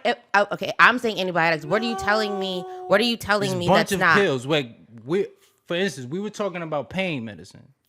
Like, Okay, so we're Advil talking is about for headaches. Your headache is not going to go away. Okay, yeah, Is that what you're saying? Advil is for headaches. I take the Advil. it goes away, but it also affects your liver. Yes. The thing about antibiotics, though, is that your body, some things, yes, I think the antibiotics play a role, like it's aiding your body in healing. It's not necessarily healing your body. If I understand, if I think I understand what you're saying, when you use the word when it comes to healing, think of a broken bone, right? You go to the hospital, they put a cast on it. The cast isn't healing the bone. Your bone is just being healed because it's Yes. stiff. So let's also in a take place. let's take into account that you have to now have rods and plates in your foot. That's still not healing. Well, yes, because it's used to fuse my bones back together. No, your body is doing the fusing. In order for my foot to stay, because I had to take, I was able to take some of the plates and bolts out because my foot healed. They had to implement my ankle shattered. I had no ankle. They had to rebuild my ankle, and in order to rebuild it, they had to use the rods and The pins. rods didn't heal it. There was no way The rods for my aided in body. the healing. Yes. Okay, so Yes. so what I'm saying is, I don't. It just kept the bones in place for your my- body to do My what it's body supposed wouldn't to have do. been able to heal without the rods. No, That's it what I'm we're not saying. saying I'm not Not yeah, properly. Yeah, not properly. Right, but it and I'm would've- not saying that it would've doesn't gone- help. But that's what I'm talking about. What are we talking about? Because we're saying, correct me if I'm wrong, but I think what we're saying is that yes, take the rods in your foot thing. Without the rods, the bone would have healed. It probably just wouldn't have either healed as fast or healed to the point where it was normal again. The rods aided the healing process to make it faster and more efficient so that it gets back to the place where it needs to be. for your body to do Okay, its so what own about job. my heart? I had a stent in my heart. The doctor had to do the surgery. There was no way for my heart to heal on its own. So your heart is but not to be morbid, but your heart is still not healed. The stent is just keeping the heart it's keeping the heart functioning. No, that's not what it does. It's like you can't. Did you remove the stents? No. Can you remove the stent? That's what I'm saying. If you remove the stents, you'll die. So the heart isn't healed. The stents is just keeping the stents is in place to keep the heart functioning. So I'm not healed. I don't get it. No, you're not in the traditional sense of the word heal. No, you're healthy. What's the traditional sense Okay. of the word heal? Healing is when you go through or your body goes through a process where it gets back to regular. When it gets back to stasis. Yes, when it gets back to its original status, its original That's why I use like breaking your arm as an example. Like the cast isn't healing you. The cast is keeping the bone in place so that it can heal faster and properly. You can keep the cast off and the arm is still going to heal. It just may take a little bit longer. and cook it. No? I agree. No, The definition of healing has nothing to do with the body. It says the process of making or becoming sound or healthy again. It doesn't mean like it's your body that's doing it. It's just you because that's becoming saying healthy again. Heal now, because that's not being specific about You just the asked word. me I'm healing is definition. I'm reading it to you. Yes, that's the general definition of heal, but you could be talking about various things. And that's why I'm asking what your definition is so I can better understand we're what you're talking saying. about. That's not a specific definition of what we're talking about. What are we talking about? Well, my definition of healing is your body or broken something, whatever, going back to its original state. That is, to me. How can it? Once something is broken, it can never go back into original state. That is not true. That's not true. I'm telling you, I've broken bones and they are back in their original place. Your bones are perfect. My bones are back in its original place. They're perfect. You're telling me your bones are perfect. They are perfect. Yeah. And so you wouldn't be able to identify that you wouldn't be able to identify that you've broken your foot. And like if a doctor saw your foot, he would not say that you've ever broken your foot before. before. If it's healed properly, no. He could never. Okay. And even and it's with not, and that's not to say that's the case for every. I didn't say that, person. but I think that once you break a bone, even as we get older, like yes, when we're younger, like we can heal better, but that bone is never the same bone that it was before. You never heard a doctor say, "Wow, that bone has healed to the point where it doesn't." To the point, not exactly. It's not. It's never the same. It has broken. It literally has broken. Your skin, even if you break your skin is never the same form. Your skin changes by the minute. I have scars on my body. My skin has healed. And you can heal those scars with different treatment. Oh, okay. So I can't because when I went to the doctor. Oh no! Now that's scar tissue. These that's cannot. different. This that's different. Okay. All right. Okay. So it's just. I get what you guys are saying, but because I've been through a traumatic experience, when I had to heal things with my body on my own, like my back, I had things to help my back, but I understand that my back healed more on its own than my foot and my heart. There were things that were implemented where if I'm in a better condition than I was before. That's healing for me. Being in a state where you were not okay and now you're okay. Will you ever be that same person? No. For me, that's being healthy. Healing and healthy, they're literally in the same. I don't think so. Because healing and healthy. You saying healing and healthy is the same thing? The definition that I read was the process of making or becoming sound or healthy again. That's the definition. Now, if we're using it based off your definition, I get what you're saying, Greg. So if you're basing it off your definition where you're saying that, yes, if I'm thinking even about mental medication where someone's taking something for anxiety or something like that. Are they fully healed? No. They still have to take this medication. Does it fix their problem? No. But there are things that allow us to heal. If you had an STD, are you healed after you take your medication or no? Do you have that STD? It assists the body to get rid of. That's what we're saying. But if you don't ever take that medication, your body, that doesn't just because you're given a pill to help your body assist in doing what it already is supposed to do, it doesn't mean that actually healed you. No one's saying that you don't need that. Is not a necessity to use medicine. And to saying that medicine isn't beneficial. I'm not saying that. What I am saying is that healing is not a job. It's not a doctor's job to heal you, to heal anything. But his job is to treat you using those different words. Heal and treat. Healing means that the big farm doesn't make money. Big farm wants to treat you. I get the concept. See, that's what I'm saying is when you're using your definition that way, if I'm basing it what I've just read, what I'm saying makes sense to me. What you're telling me is that, yes, you don't need to go to pharma because there's natural ways of medicine that people still use, holistic ways of medicine that people use every day for different things that people would actually go into the office for. I get that. I know that in the instance, Greg, that in the event I didn't have steel rods, that I guess my foot would be together. Would I be able to walk again? Probably not. But will bones be there in a shape? Okay, cool. Why? Because our bodies are built to rejuvenate, built to fix itself. I understand that. But we've also taken into account that there are things that our bodies are look at this virus that our bodies are not equipped to fight, and there are these things that we have to allow us to help us heal this process. So regardless if it's our bodies, there are other things, even if it's holistic or pharmaceuticals, that we still use today to allow us to be great. It's still assisting your body. It's teaching, when you take medicine, it's teaching your body how to attack whatever it has to attack. Let's take the COVID vaccine, right? The COVID vaccine does not heal you from COVID. Yeah, it assists your body in understanding what it has to attack. Same thing with the flu shot. Yeah. Same thing with all medicine. No. Yes. Same thing with all medicine. That's all medicine. It's treatment. It's treatment to teach your body how to heal itself.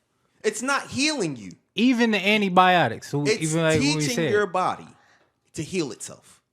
So what happens to the person that can't heal themselves? Their body failed. No. There's medication. That's why No, people that have cancer, people that have... The medication wasn't strong enough to aid in helping that person heal. Think about chemo. Like, That's what I'm saying. Yeah, chemo doesn't... That doesn't heal you. It doesn't heal you. I didn't say that it heals me. I said that it's assistant. Without chemo, my body's already attacking itself. For sure. Okay, so at this moment in time, my body is no longer healing me. That's what, and I think we're all saying the same thing. If you take chemo and you still unfortunately die from cancer, that means your body wasn't able to heal itself. Or the chemo was just killing way too many of the good cells that you actually need to survive. Right? Yeah. Because chemo kills the bad cells, the cancer and to circle this good all shit that's in around. your The body. basis of this conversation is what? I don't even know how we got here. Because it started off with the idea. It started off with the idea of us talking about healing, healthy, how our bodies heal us, and then how medication doesn't heal us; it treats us. Yeah. Right. I believe that. That's what I believe. Okay. And then what? Now what? It aids your body in getting back to healing. So Okay, but what was the purpose of this conversation? I have no idea how we got here. Yeah, and even in the idea of like we came from drugs, and then you started talking about medical drugs and how we use medical drugs to heal us. Well, you said that they heal us. We're saying that it aids in your body in healing itself. Okay, and so I feel like they are conducive to each other. That's what I'm going to use my summary as. That, yes, your body can heal. I've scraped my knee and I've healed it without using any medication. But there are times where I can scrape my knee and I can put some Neosporin on it and that can heal as well. Is that what we're saying? Which does what? What does Neosporin do? It stops it from burning. But it assists your body into already. But why don't you think that I understand that? Because you keep saying that it heals you. Because that's my understanding. In my definition that I read to you guys. Your definition, it's not explaining the process. But that's what I'm saying is that when you are being specific to what you're healing and what we're defining, when I'm literally reading to you what the dictionary says. I think the scrape of the like a knee scrape is a good example. Because think about it. You said, yes, there's been times you scraped your knee, you left it alone, and it healed on its own. Yes. And then there's been times you put on the Neosporin. Yes. And it healed as well, right? Yes. Which one? Would you just say that the Neosporin just helped it heal faster? It just depends on how deep the cut is. You think that the Neosporin, like there's something inside the Neosporin that infiltrated your body and said, okay, we're going to help you put all of your skin back together and get rid of this scrape. Not help. Oh, it's going to put your skin back together. Like that's its sole purpose. Like I'm putting this. No, I don't think that's what Neosporin does, but I think that stitches do that. Even with stitches, it's helping you hold it. But that's what I'm saying. It's assisting it. Like I don't understand. Why are you guys arguing me with exactly what medication does? Listen. This is our This is what we're understanding. Okay, I'm gonna argue with your definition, and then I'm going to read again the definition that I just read. Please read the definition. Let's do it. Let's do it. Okay. All right. And we're gonna wrap this up soon. I hope so, because I'm over it. I wanted to talk about drugs. We are talking about drugs. This is not talking about drugs. The process of making Okay. or becoming Okay. sound Okay. or healthy again. What is the process? I don't know. The process is your body healing itself. It's not. It doesn't say your body. But it doesn't say your body. But if it did say your body, I will agree with you on that. But in this definition, if we're being literal, it does not talk about. That's a general. But it does not say your body. In a definition, it would be as specific if it was to your body. Positive if you looked up the version or the meaning of healing that has to do with your body, then it's gonna be a totally different topic. Right. Because that's a generalized blanket. Because you can heal from heartbreak. You can heal from so many other things. What did I say to you? I said, what is your definition of healing? Because based off this definition of healing, this is what I'm getting. Okay, if you're applying this definition to your body, you are talking about your body healing. The definition doesn't bring up body. There's nothing I'm applying the definition to your body because we're talking about your body, right? Then I would be more specific because obviously the definition can change. Okay, the definition can apply to everything, but we're specifically talking about the healing of your body. So when it's talking about the process of making whole and coming and being sound again, and what's a part of the process of healing your body? It's your body being assisted or your body doing its own thing. Treatment is part of it. Aid. It's a part of the process. It is. Okay, so then I'm done. Then I was right anyway. But it's assisting the process. It's not the process. Just like the neospawning. The neospawn is not putting your skin together. Your skin is putting itself together with the help of the neospawn. In the process. It's helping the process. It's aiding in the process. For your body to do its job. Your body wants to heal. Why do you not think that's what I'm saying? All right, I'm going to put an example. Why are you still explaining to me something that I'm not because what you're saying, correct me if I'm wrong, but let me know if this is... Let me know if this is what you mean. I'm editing this whole thing out. Because I need to understand. Are you saying, I'm just going to go with the most basic of medicines, right? Yes, great. Aspirin. I have a headache, right? Are you saying that if I take the aspirin, the reason why this headache is going away is because of the aspirin? Because I took the aspirin? Or do you believe that whether I took the aspirin or not, this headache will go away eventually? It depends on the person. Some people have chronic headaches. They literally have to get prescriptions. No, I understand that too. So are you? I think that any medication aids in whatever you need. I don't understand what you think I'm not saying, Blaze. I'm just saying. What do you think I'm? Tell me what. Okay, what am I saying? From what we were talking about, yeah, it sounded like you were saying, like I said again, the medicine is the process. That's what I'm getting from. That the medicine itself is the process in healing your body. The medicine is just the process to make you healthy. But what we're saying is that it is not the process to make you healthy. The process is your body healing itself and doing all of the white blood cells or whatever. When did I not say that? I'm just explaining what we are understanding from what you're saying and what we are saying. And so this is what I'm gonna end it. Cool. After I explained to you the whole knee situation, that's when you guys should have said, you know what, Gigi? That's exactly what I was saying. I would say, oh. No, that's not exactly what we were saying. Okay. Hey, man. Hey. What else we got on the agenda? Anywho, I need to soundbite that. Yes. Really pause. Anywho. Yeah. You are me today. That's hilarious. No, I'm So my topic. And this might be a quick one. I hope so, because I'm ready to go. Dang. That's crazy. What do you think that there's a difference between feelings and emotions? I believe they're one and the same. Why? Because if you're talking about feeling, then you're only talking about physical and emotional. There's no other. I think so. Okay, true. I understand what you're saying. But you ever like I got this feeling in my gut. Like it's not a physical feeling. Oh, it's causing a physical feeling. Dad, that just took my whole shit away. Well, no. No, I could fix it. That is when you saying there's a feeling in my gut, then you talking about intuition. That still deals with emotion, though. I wouldn't say so. I wouldn't. That's a I wouldn't feeling. say- Like you get a feeling, like, and so you act on that feeling. Those are based off emotion, not real fact. When I think about emotion, I think about whether I have an intuition.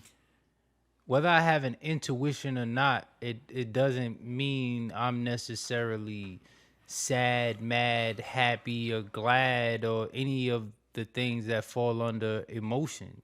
Yes, Intuition has to do with a thought that actually didn't necessarily happen. but it gives you a feeling. Yeah, but what I'm saying that is it gives you a feeling, but I'm saying it's not one and the same with emotion.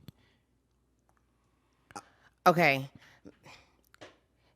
I was going to have an example, but that example doesn't make sense because, okay, so you give me an example of what you would have a feeling of and how it's not an emotion. And intuition, like meaning like there's random, maybe it doesn't make sense to you, but for me, there's mad random times where I think of things that I have an intuition about something and I've thought about it. Like, for instance, that can just dropped. I've done that mad times and I thought about it and I said, yo, I should have said it out. Like I should have wrote that down just because I feel like this is gonna happen. Like, and I never actually took the time to write it down and go when it actually happened to show somebody. But it doesn't mean my intuition led me to be happy, sad, or mad about it. But your reaction was when it actually happened, even though your intuition told you that it would, you reacted. What? You Like reacted. How did I react? Like you were upset. Like I knew that was gonna happen. I should have said something. The mop over there. That's emotion. No, I mean it can, but there's not times. There's literally been times where it just happened. Yes, like, but I'm shit. And this with yes, absolutely no emotion. absolutely, because I've been there and it's happened with us together. But in this specific situation, you reacted off of emotion.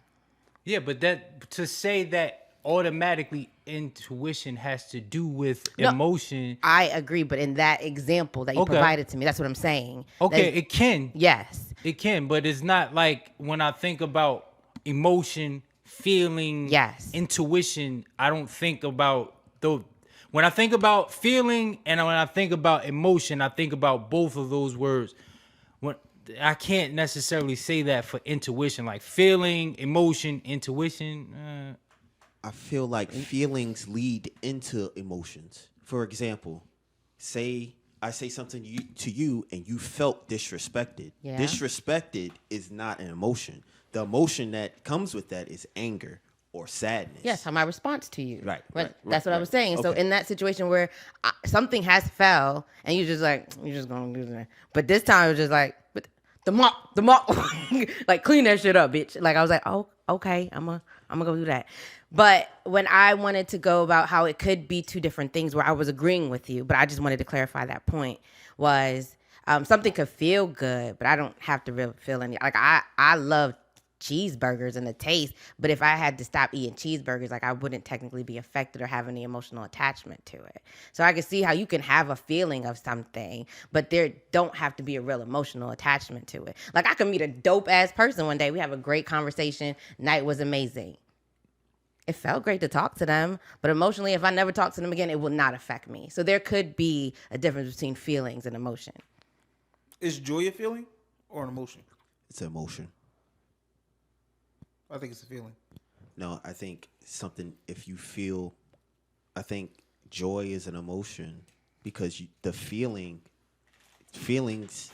the way you feel joy can be a result of you feeling any type of way. Like you could feel joy because you feel proud of something. You could feel joy because you feel relaxed.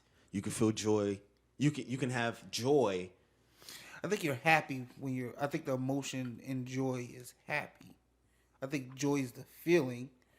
I think everything that you. I think the emotions that run through. I put it this way. I think emotions are fleeting.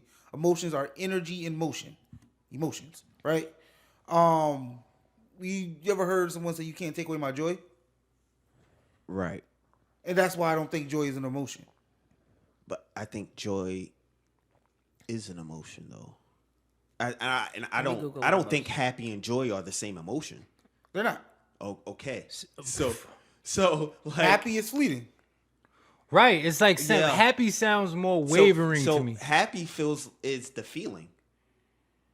I think happy is the feeling and joy is the emotion. So I think it's the other way around. based off the dictionary, there's 3 of them, but the one that's closest so far: arousing or characterized by intense feeling, having feelings that are easily excited and openly displayed. So emotion. So it's an emotion. So If the feeling's in the feeling is in the definition, then it's obviously emotion. Wait, but this is the definition of emotional. So that just proves No, my I fact think that that feeling proves me leads right. to emotion. It said that both of them are the same. Happy and joy. No, feeling and emotion. Yeah, after we read it, like you have to have feelings to be emotional about it.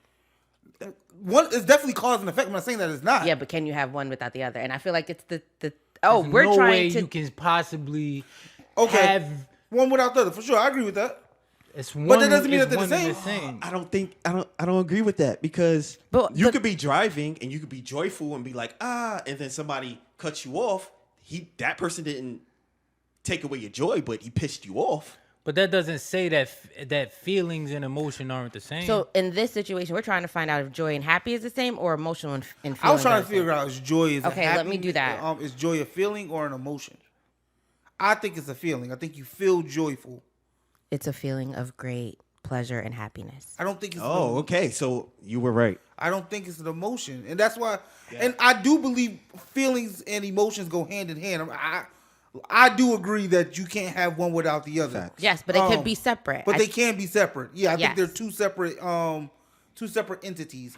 I think because Happy- emotions are fleeting. I think Happy you- is feeling too. Happy is a feeling. Happy is not Get an out of emotion. here. Happy, Wow. a feeling or showing pleasure or contentment.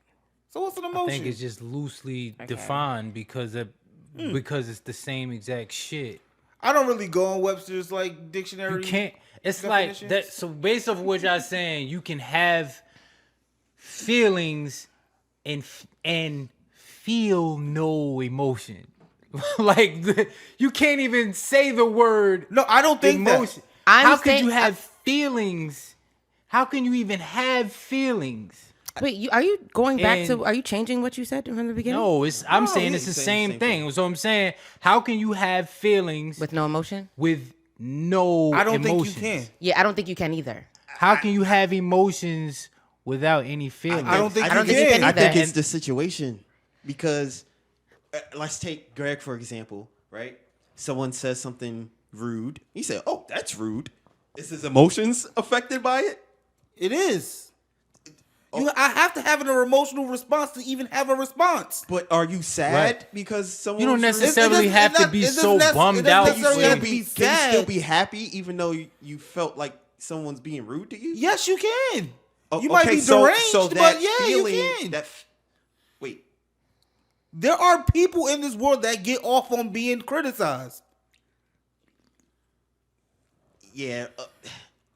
I'm going to bow out because this is not a logical conversation because Yeah, we are even the talking about topic in feeling. itself. Yeah, Right, Feeling- right. and even as you start getting deeper, because like when I was thinking about it, even if we just go based off the definition and then we kind of like start diving into it, even with Mr. Rent Money and how he's like, how do you have feelings without emotions, and how do you have emotions without feelings? You'd be like, ugh, that's what we said in the beginning. But then to understand that even in that fleeting moment, when I think about it and when I'm interacting with this person. Yes, these emotions might not be strong, but I'm clearly having an intense of whatever this feeling is, whether it's a really great time or it's I want to like hop on this person and hump on. Like there's an emotion attached to this feeling that I'm having, even if it's for that moment. Like even cheeseburgers, like I love them. The idea that I use love and the idea that I, with cheeseburgers, tells me that I have a feeling about them, but I also have an emotion attached to it. And yes, it could be a mood, but that emotion is still attached to it. And I can get over it, but there's still an emotion attached to it. Damn. I wanted it to make sense, though. This shit is not logical. We on a roll with the topics today. It's not logical. I just We think got 3 for 3 on this one. What are y'all talking about? I thought that was gonna be the worst topic of the night. But no, I just think you can. Wait, which one was it? Drugs or healing about drugs? Oh my goodness, build a bridge. Let it go. Let it go. Y'all get on my nerves. But yeah, I need I guess some more feminine energy. just to wrap that topic up real quick in a bow. Yeah, because my feeling right now is very emotional. See, yo, We love you, Gigi. this definitely. I just think they are two different things that can't exist without each other. Like Yeah. Kathleen needed Regis. That's the way I need Jesus, man. Yeah, I think, yeah. I'm gonna just agree because I'm not. Because now you just realize that your emotions, This shit- your emotions Yo, list is hey, completely different. Yup. So what is an emotion? Did we clarify that or are we just going to let that go?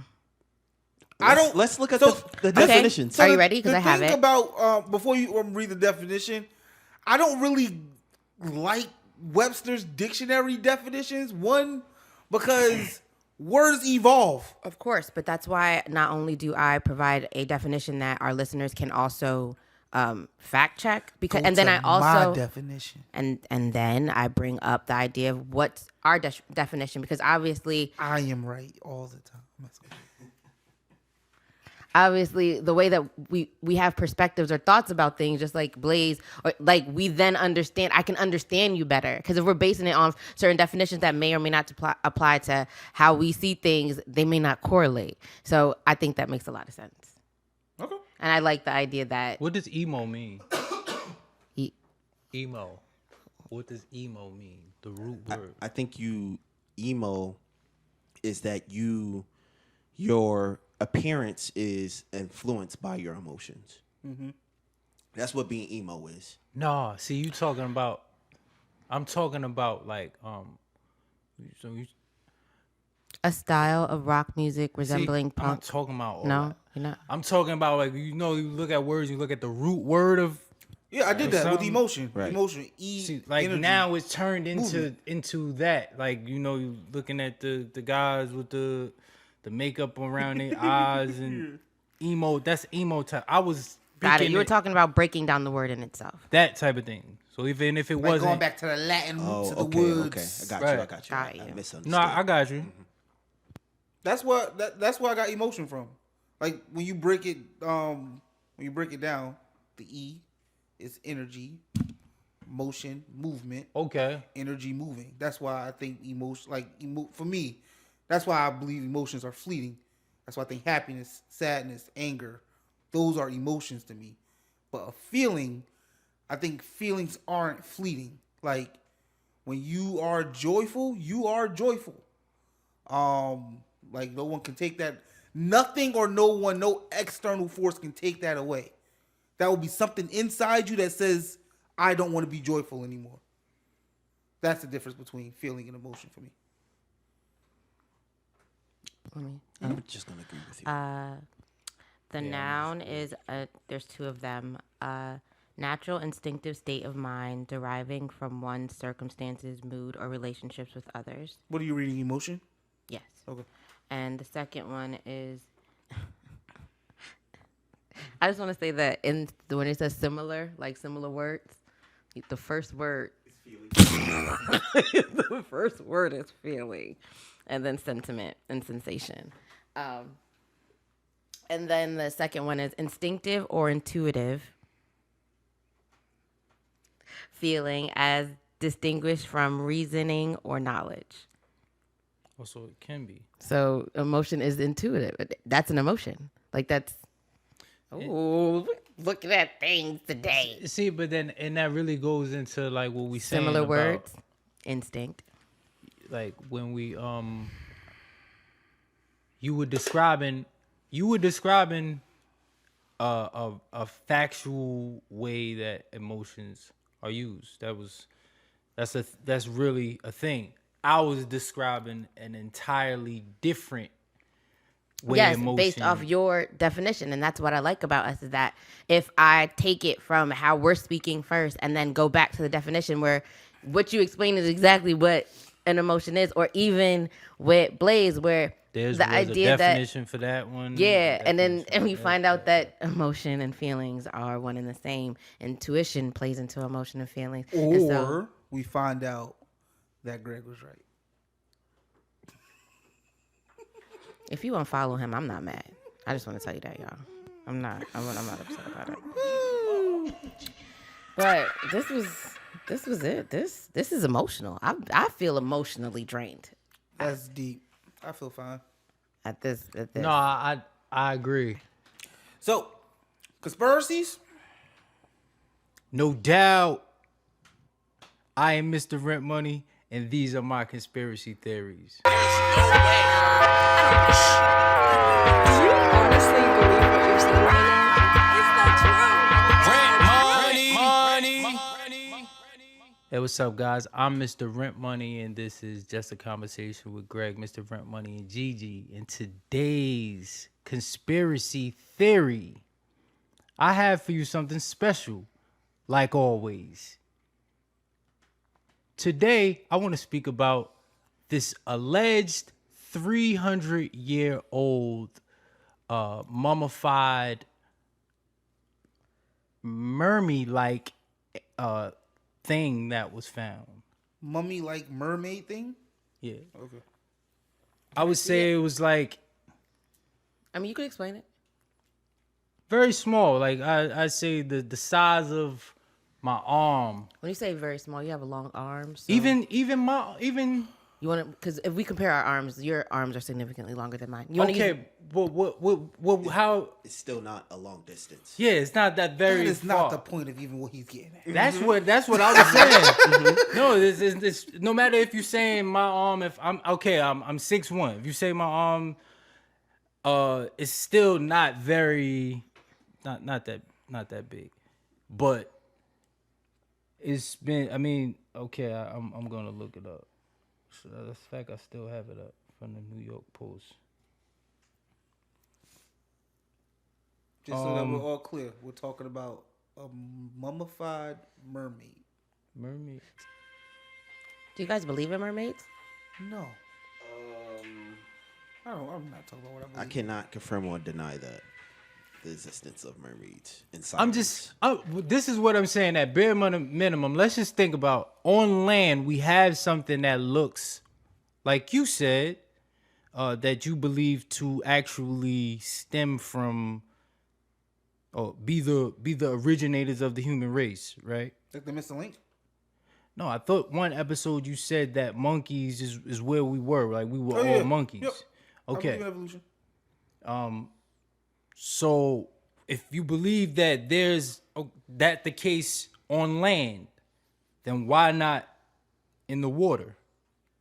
Because before monkeys, we were fish in water. Everything begins with water. That's good. I don't have an argument for that. That's good. I believe in mermaids. I can't say I don't. That's what I said too. That's what I said too. I can't say that I don't. Can't say that I do. The argument you pose is very logical. I can't really deny it. Okay. Isn't that weird to think about though? It definitely is. I don't think it's weird. It is kind of weird. Why? Because No. then you don't believe in evolution and that things are meant to evolve as it adapts. That's kind of the Now, problem with we the human already mind. have one theory of how humans.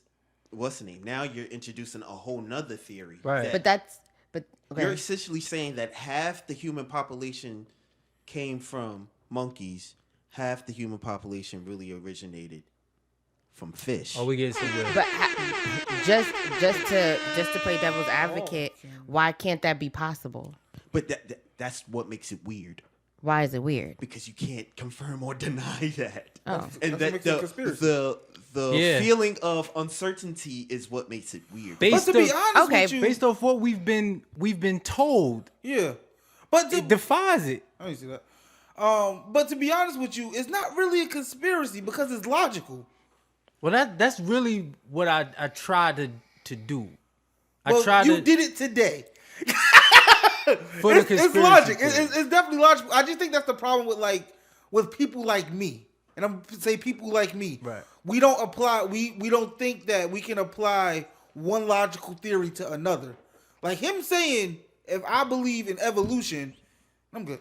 Like him saying, like Mr. Rent Money saying that I believe in evolution, that we evolved from monkeys. Why couldn't that be the case?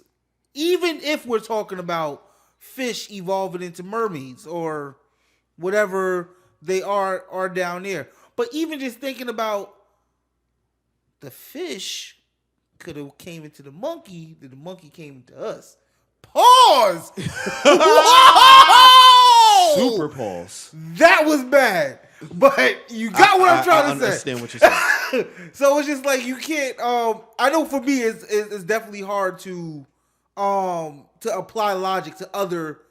Logic can be applied to multiple things. I just never do it. So you caught me today. Yo, you know, as time progresses, or when you look at a map, do we lose? Does the water or the position do we lose land? We lose land. We lose land Because as Pangea was a big thing, was a big, just solid land thing, and when it started breaking up, well, we're it's losing- spread, but Right. it's spread out. But I'm saying losing land, like The land is just Yes. being covered. Yes, Like you because lose it. if you think about plate tectonics, one plate has to go on another. science. So Okay, we're losing land. and I would say, in theory, that when the world, I would say in the beginning of time, it actually was reversed. The amount of it was just More. water, like, Right. and then it was actually the exact reverse opposite. Right. And now, as time is progressing, we're actually losing land. Now. So if it would, I would say, I would say if you think about, like for example, anytime you think about the earliest times of the world as we know it, what's the earliest time in history that ever gets spoken about or spoke of? Dinosaurs and shit. I'd say even before That's blurry. before That starts I think to- we start off with the single cell organisms, and then we move forward from single cell organisms. That's the earliest. And that's when the world was basically all water because of the Do you steam. believe evolution and the Bible happened? Yes, because the time frame of God is not the time frame of man. 7 days of God can be whatever time Right. to man. So yes, and to just think that humans are creatures of evolution as well. So just taking that theory that it was more water than land, then it became more land than water, then why don't we think that our species, because maybe the water Right. was up to a certain point, maybe not Right. already covering us, that we evolved to live in those environments. And then as time progresses, we evolve Right. into living in the current environment. We've always evolved with I think now, our little smidget of time that we have been civilized is the only time where we have not evolved with the earth. You feel me? But before, like, civilization, we evolved with the earth. I get you. Do feel y'all me? believe that? Do y'all believe the Bible and evolution happened? Yeah, I've thought about this. I had this conversation, I would say years ago, where someone just had to be the one to make it happen, make the evolution happen. Like it started with an entity, and I would say an entity is an understatement if you're talking about God, like just so superior that he could be the start. Damn, like really thinking that deep. And my bad, I worded that question ignorantly. Do you believe in creation and evolution? Do you believe they both happen?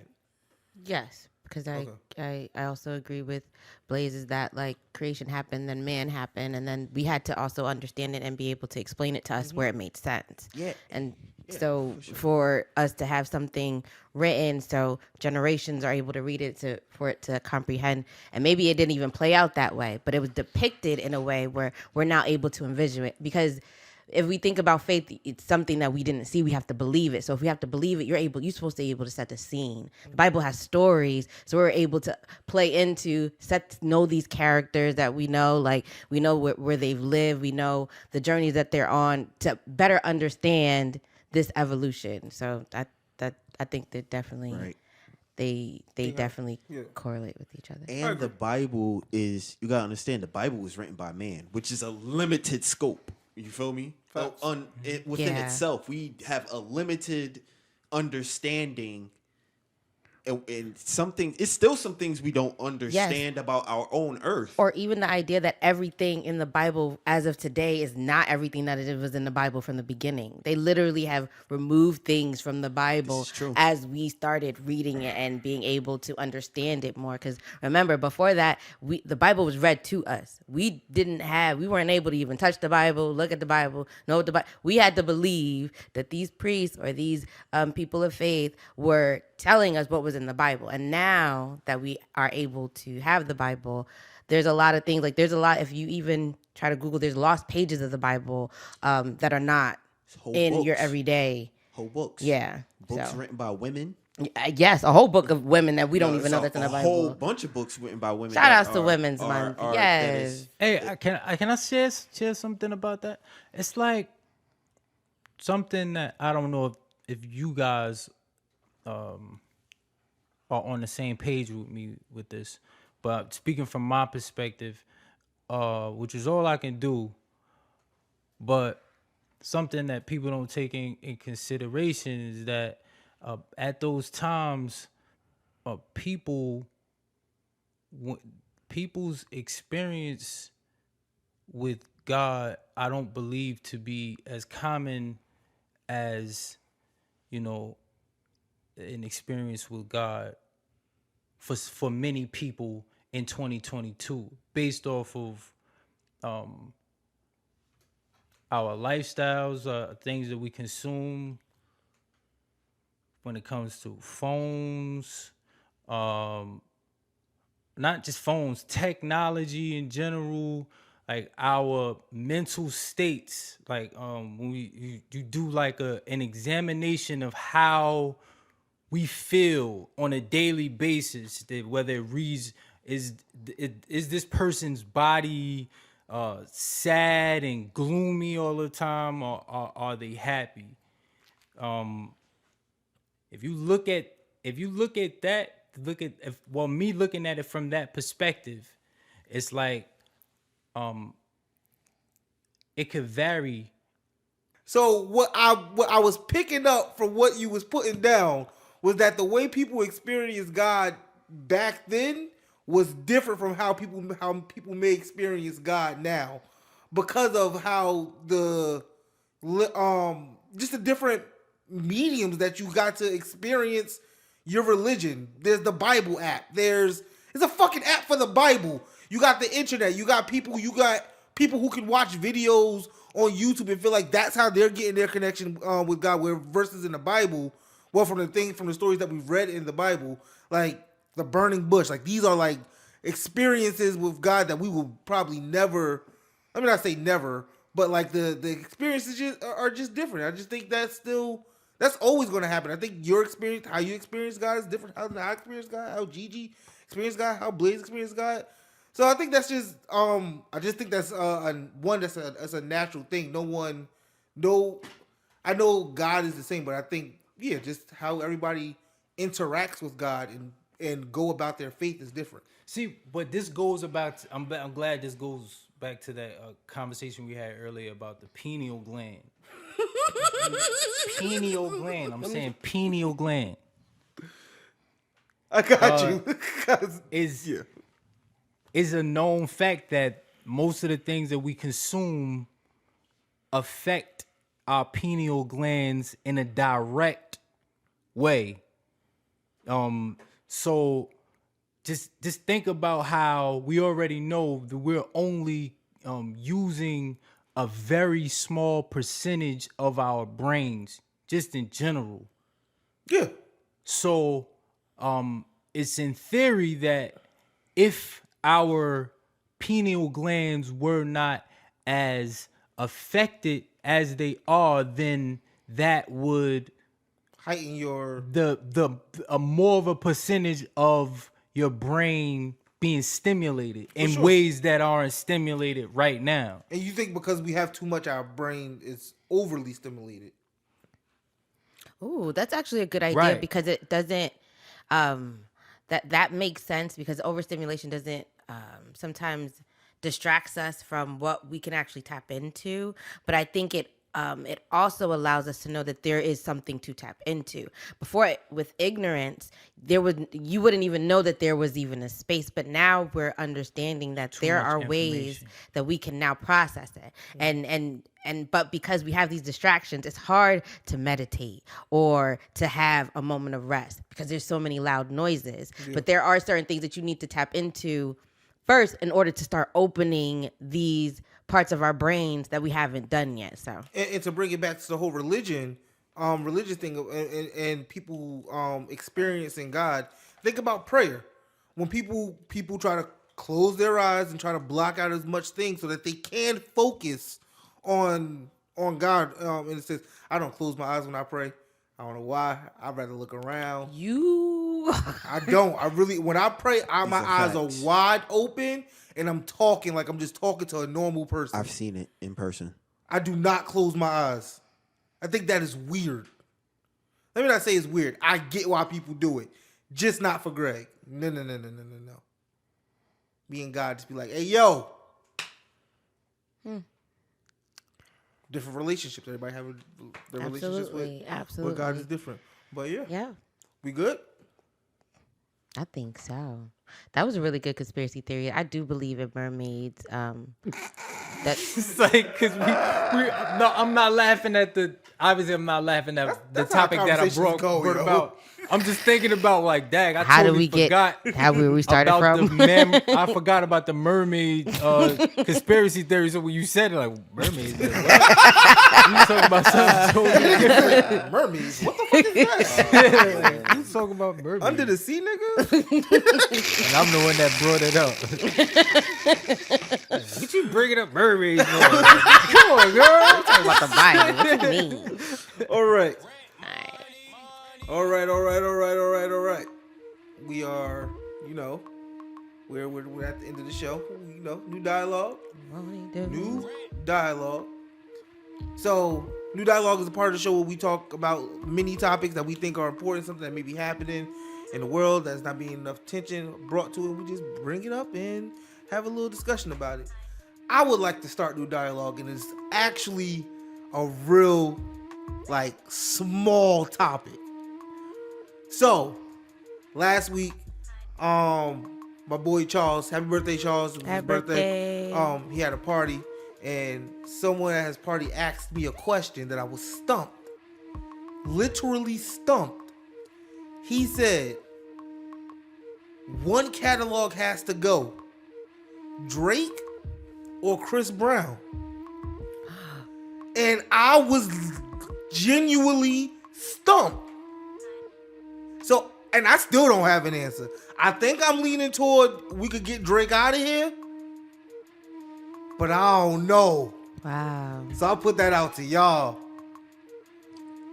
I'm definitely keeping Drake.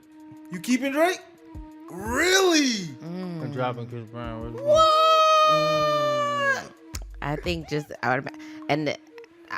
when it comes to music, like I genuinely respect your opinion. I still respect your opinion now. I can understand why you keep Drake, but I think when I think about just me, and I love R&B as well, and Chris Brown writes his own things. So I'm gonna keep Chris Brown, and He don't write all of his stuff. I'll find Drake again in some other lifetime. Listen, I feel like I was leaning more towards dropping Chris Brown, but Chris Brown got those nostalgic hits that I can't even explain the story of my life without explaining like growing how up in you that time, feel like in that era of like when he was a teenage heartthrob and parties. Like you just, but then again, Drake is like the soundtrack of my adult life. Like I can't really get rid of him. You see how difficult Right, that question? right. I was It's not mad. difficult for me. Because Why I do can you say think Drake? about It's like, yes, and I want to be clear about what I'm saying, people. Chris Brown, I love his music. It's dope music. I just love Drake music and think it's Doper? it's more doper selections. It's just an array, so many more. Really? It's too many more. Yes, really. think about they now. both have a lot. They Don't do. get me wrong. Yeah. They do. But Drake can really go on all day because it's not just singles. He makes sure every single song on the album is gonna be a play over and But over that's and how I over. feel about Chris Chris Brown. Brown That's not also- every. That's not Chris every Brown project. has even he's written for other people too. That's both. Drake has both. written for someone. Oh yeah, you ready You for start out as a ghostwriter and then you get ghostwriters. That's the process. I mean, good to know. I I didn't get know what you're that. saying, but he's a singer. Everybody knows singers. Drake is a singer. But I can also say that like I like Chris Brown like before. Like I like some of his songs now. All the songs, maybe not as much as I did before. But I'll be listening to Drake more now. But Chris Brown younger. I feel like agree with that's that where too. my like when I'm thinking about the songs I'm about to play right now, it's gonna be Drake. But if I thought about it like back in the day, or even if I wanted to think about the old school songs, it would be more old school Chris Brown songs. Run than, it like with you, kiss, See, you're naming deuces. hits. You right? I am naming hits. With Drake's B-sides have replay value. And I understand You're that. only naming hits. You can do that all day with Chris But Brown. those with, hits mean so hits, much more hits, than me hits. than any of Chris. I got you. Of But when Drake's you talk- B-sides. I got you. Or hits. But if you talking, it depends on who you talking to. For sure. yes, that's true. But sure. I'm talking about volume.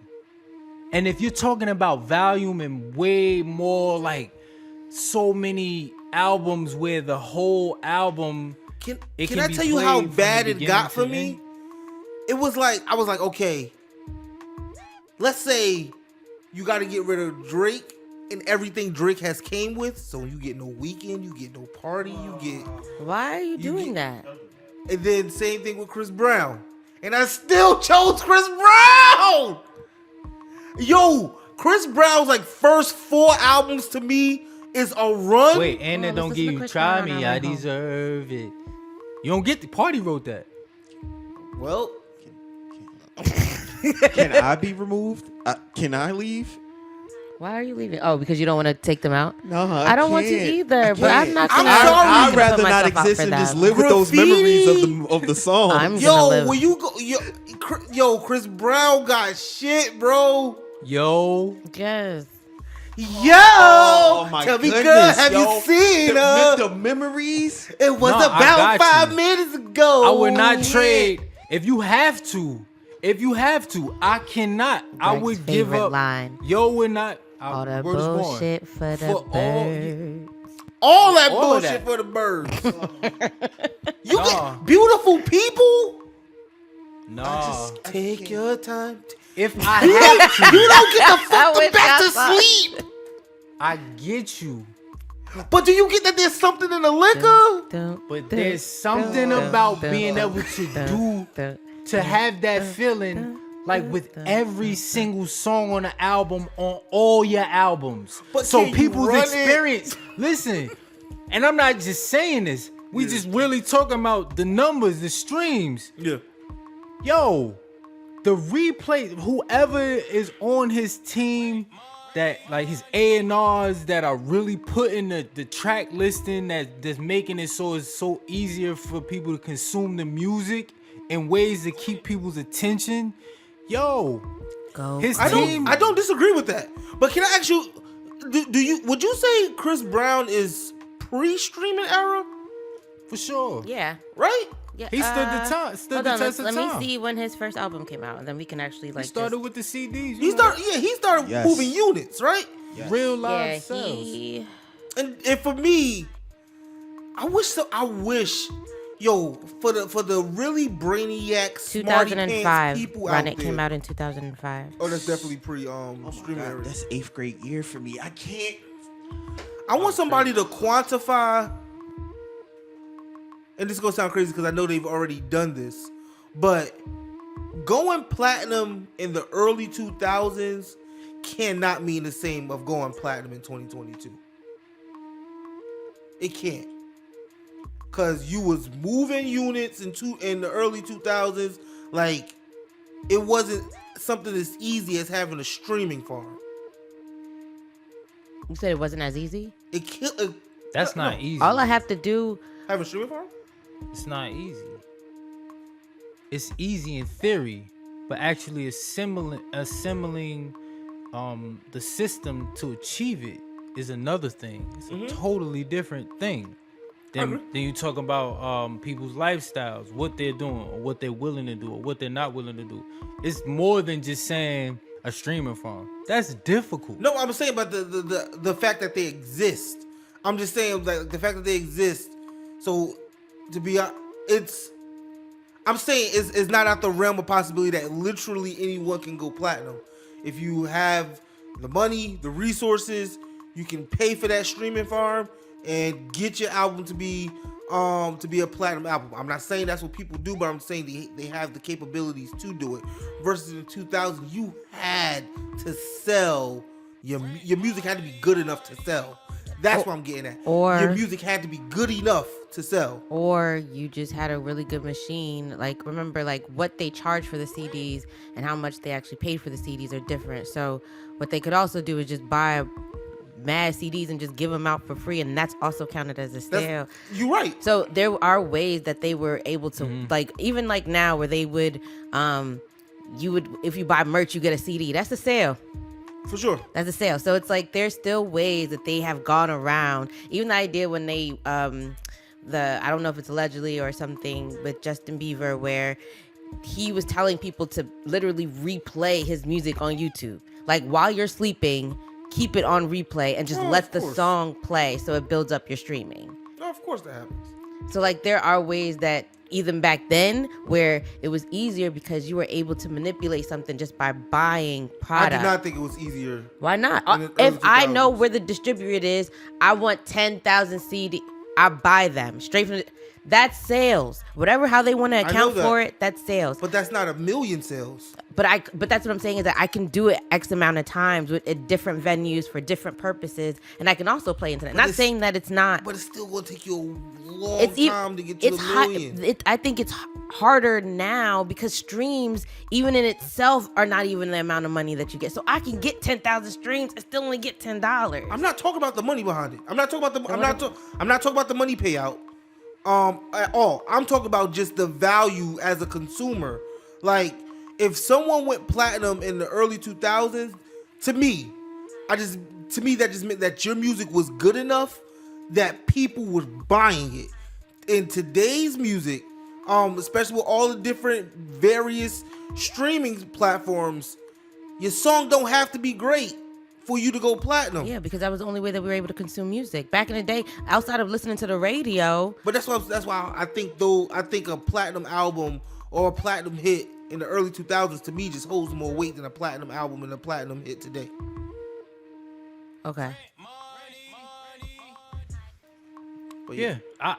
The crazy thing is, I think is the concept of getting on is easier, right? for sure. But I believe it was easier back then, I would say. Really? Yeah. You could, back then, you could literally stand in front of, you could meet the people. If you wanted to get a deal, you could get a deal. If you wanted to get and I'm talking about the drive, being there. You could physically be in front of every single day, around 33rd and all of these places that lead up to where the Def Jam and Interscope was at the time. You could see the people who you wanted to see. You could meet the people who you wanted to meet, and even if you don't necessarily become Lil Wayne, I'm talking about. If you know how to finagle your way, like I'm talking about a person who's like good with their words, and they also have some type of talent or something behind that, and you had a way with people, you could get a deal, and then people, no one knew you, and then people would know you. But now you cannot. No, but still, Kanye West didn't just walk up in the. That was by the time he got the Rockefeller, he was already putting years in the game. For sure. You know what I'm saying? So it wasn't for Kanye specifically, but I'm saying, like, Have you watched the documentary yet? No, I'm just based off of what I already know. He goes through this whole there's footage now of the whole process, and he was like he never had a deal. Like, even though he was making beats for everyone, like he never had a deal, and literally went in Def Jam and put his CD in random people's offices, like, and started playing the music, like going in random people's doors, like, listen to this, hoping that they fuck with it. That's a slow grind right there. You think that was years? So that's why I kind of agree with what you're saying. Like, it was probably easier to get on because he literally just walked through the doors, went into random people's offices, and just put in his CD, like, and they didn't fuck with it. It was before his time. It wasn't ready. People wasn't ready to receive that music yet. All hip hop was. You should watch that shit. Hard, right? Yeah, great documentary. But that was my new dialogue. Chris Brown or Drake? Drake? Yeah, definitely. Who nailed? I'll go next. Today I want to speak about the freshman list. Which freshman list do you say is the best? I have no idea because I don't like any of them junks. But let me stop lying. It got to be the one with the only one I can remember, to be honest with you, is the class with Big Sean. I think that was Big Sean, Wale, Kendrick, Cole. That was a crazy freshman list. I don't have anything to say. Okay. What about you, Blaze? I agree with Greg. It's too many. I would consider those guys Who the all-time guys? greats. You said the Big Sean, Drake, Kendrick. I'll J. find that Cole. year. Oh, Drake was on that joint. Yep, XXL freshman. Is that 2010? So it's what the labels are looking for, and at the time the labels were looking for those type of artists. I don't think that's a coincidence. What you mean? That all of those artists, just within any freshman list, if you think about it, like the one with Kodak Black, it has Lil Uzi Vert, it has 21 Savage, it has Lil Yachty. For the most part, these are not the people, the rappers type of guys. Like, so I don't think it's just a coincidence that every time that there's a new freshman list, that it's not a variety like how a real freshman class would be. You know what I'm saying? All different types of kids. It's like this type. You got such a robust style of traditional hip hop in that category, but you don't have that in the Lil Uzi Vert category. Well, that's because it's gonna sound real messed up, but you can't compare those, like, you can't compare those two freshman classes only because one, like, I think like the 2009 freshman class, that's Nipsey, that's J. Cole, Wiz Khalifa, like, to me, that's probably the best freshman class. And that is pre-streaming era still. Versus like the Lil Uzi Vert, who was on that cover? Kodak Black. Like, these are people who went from like projects to singles. You got a good single, you on that list. Like, the single got to be crazy. Like when Uzi got on, that's when freaking Push Me to the Edge, All My Friends, like, that was the shit. Like, that was the hit. He didn't even, I think he had like a mixtape out, but everyone knew that song. I think with Lil Uzi Vert. Yeah. So the difference in the two is I honestly believe it's talent. Yeah, what I'm saying is I know that there is a difference, but what I'm saying is I believe that it's by design which type of talent you see. Even though you like J. Cole better than Lil Uzi Vert, there are people who love the 21 Savages. I think record labels are looking for money now. They're not looking for projects. They're not looking for I don't think they're looking for superstars. They're looking for stars. If that makes sense. Like, to me, a superstar is someone who's going to have longevity in the game. Stars are someone who's here for the moment. Of course you get your... no, because Kodak Black, Lil Uzi Vert, Lil Yachty, all of these Lils that were supposed to be microwave type of rappers, it's a good handful of them they sticking around and don't look like 21 Savage, and they, like, even if it wasn't for music, they would still have prime time relevancy. No, I agree with that. I'm not saying that they're in any sense of the word. Let me put it this way.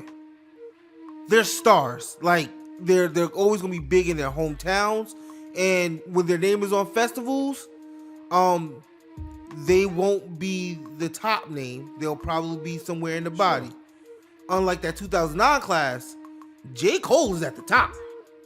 Like, his name is big in lights.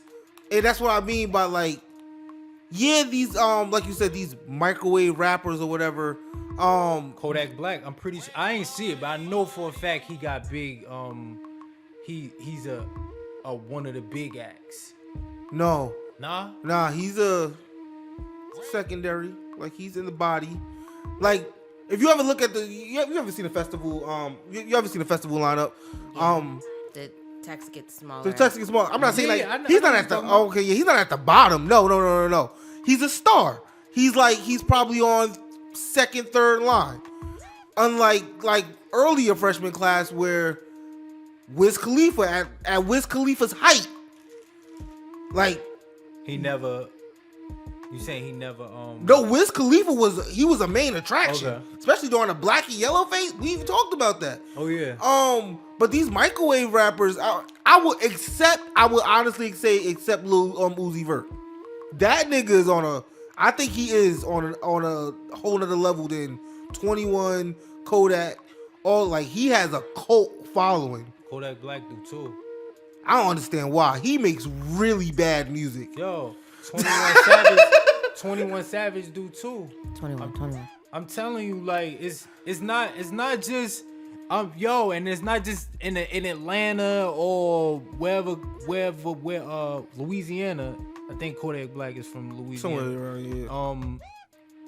Yo, these dudes is not just in the backyards of their neighborhood. They definitely have a bigger fan base than you probably thinking. Like Kodak Black name is not just brought up when it comes to the mumble crowd or certain rappers be listening to Kodak Black and like bigging him up and saying like the same exact narrative. Like, yo, if you listen to Kodak Black, that he's saying some shit. Power to this. But it's a reason why he heavily people. He's an influencer, like to a high level, because if you look at the way people try to position their songs, a lot of their songs, they follow his mold. Like even if you talk about No Flockin', the influence that No Flockin' had even before Bodak Yellow, the only reason why Cardi B named it Bodak Yellow for Kodak Black. Yeah. Like that song it was supposed to be just like a mixtape type of vibe, and that joint really rang off in a cult like manner. For sure, and I don't disagree with that. Which is the whole reason why, you know what I mean, she made the song. I'm just saying, I'm bringing that I'm just speaking about that just for the simple fact that it's not just the Coles and the Big Sean's that got these followings like that. Of course not. I just think that there's levels to their stardom. I'm not saying that. I think they all have followings. Don't get me wrong. I just think that Cole's following is bigger than Kodak's. So would you say Big Sean is a A-list celebrity? Not in recent years. That's what I'm saying. It's not just everybody has their ups and downs. For sure. But Big Sean will always have a following. But what I'm saying is at the height, if even microwave rapper Lil Uzi Vert, who had at the height of that song, I don't really care if you cry. It's a good song. That shit's depressing as shit, but it's a good ass song. It's like weird. The chords is happy chords. And the words are very depressing. To make you feel good. It's a drug. It's a drug. Wow, I didn't even think in theory. That's crazy when you think about it. Because the chords, the music is designed to make you feel good, but the music that you're actually consuming bad is actually depressing and downing versus like it really being the honest true way. Okay, we're talking about something dark, then the Juice chords WRLD, should actually be XX Tentacion. That's that vibe of music. I don't fuck with that shit because I'm conscious, because I know I'm listening to what they saying and the music may be good, but I'm not consuming that. You know how you protect yourself? That's like opening. It's like I never thought about it like that. So, do you get what I'm saying, G? Yeah, but that's with a lot of music that we listen to. So I never thought about the concept. Just in general, Yeah. like to have chords that are happy, which your body responds. It has to respond in a different way. Yeah. That's the musical aspect. Yeah. Now, what you're actually listening to, It's the sad. words that... Yeah. Yo, The song Out of Time with Bryson Tiller and Drake. I love that song. Make you dance, but they literally he leaving her. yeah, but There's those are not staying. happy chords. Like the music It is is the music makes you want to dance. No. I'm not talking about that. If I'm talking about like music theory, they won't have black keys type of thing. That type of like major chords.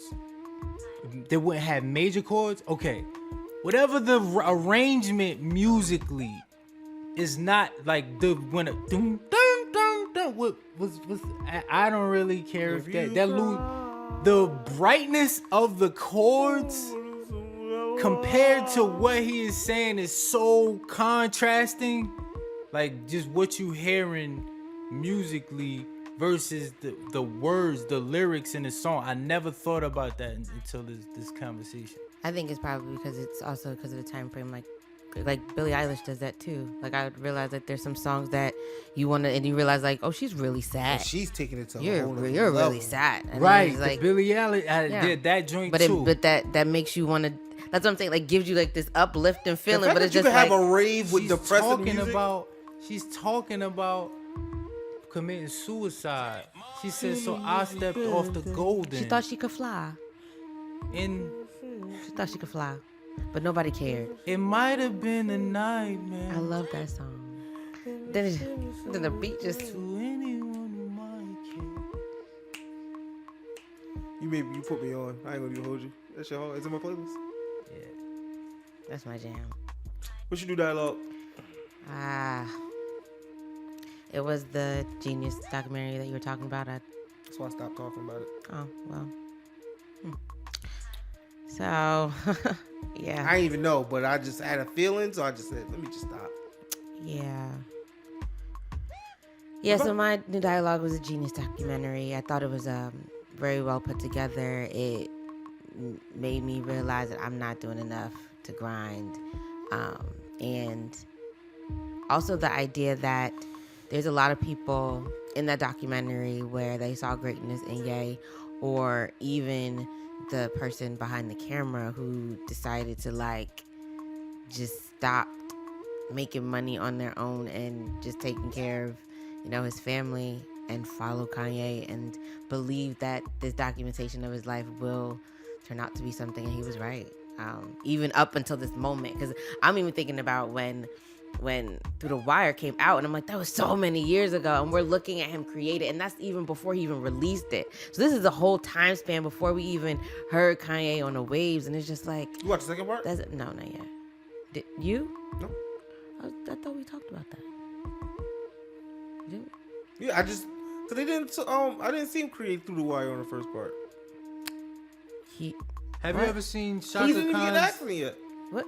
Yes, he did. No, he didn't get in an accident yet. Yes, he did. In the first part? Yes, in the first part he did. Like They you don't show- see that. You see him like with his like his teeth and like his mouth is closed, but he is like he's recording Through a Wire. You even hear him do Jesus Walks. Like that's all on the first one.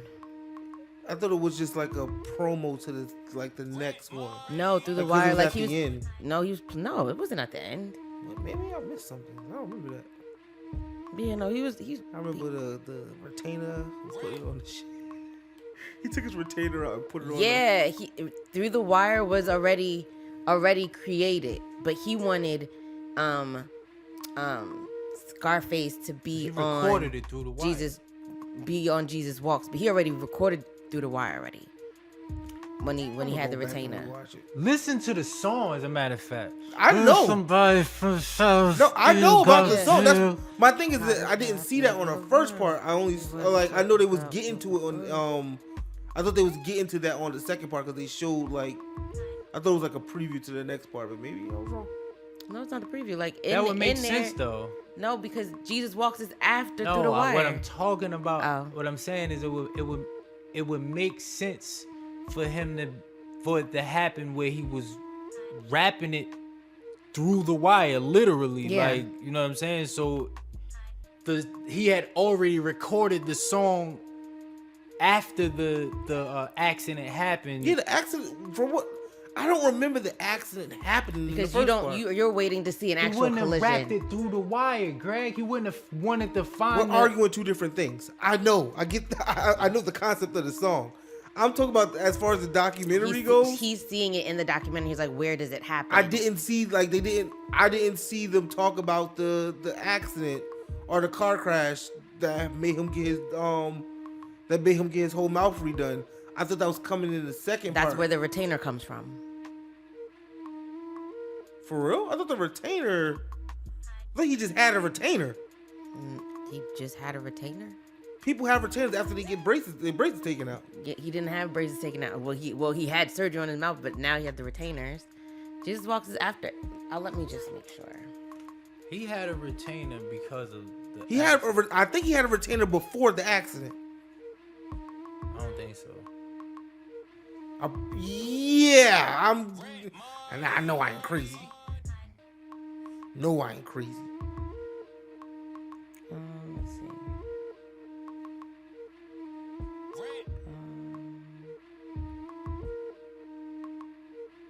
I recall his teeth having like a major shift because of the accident, and then it was to the point where he needed to have braces.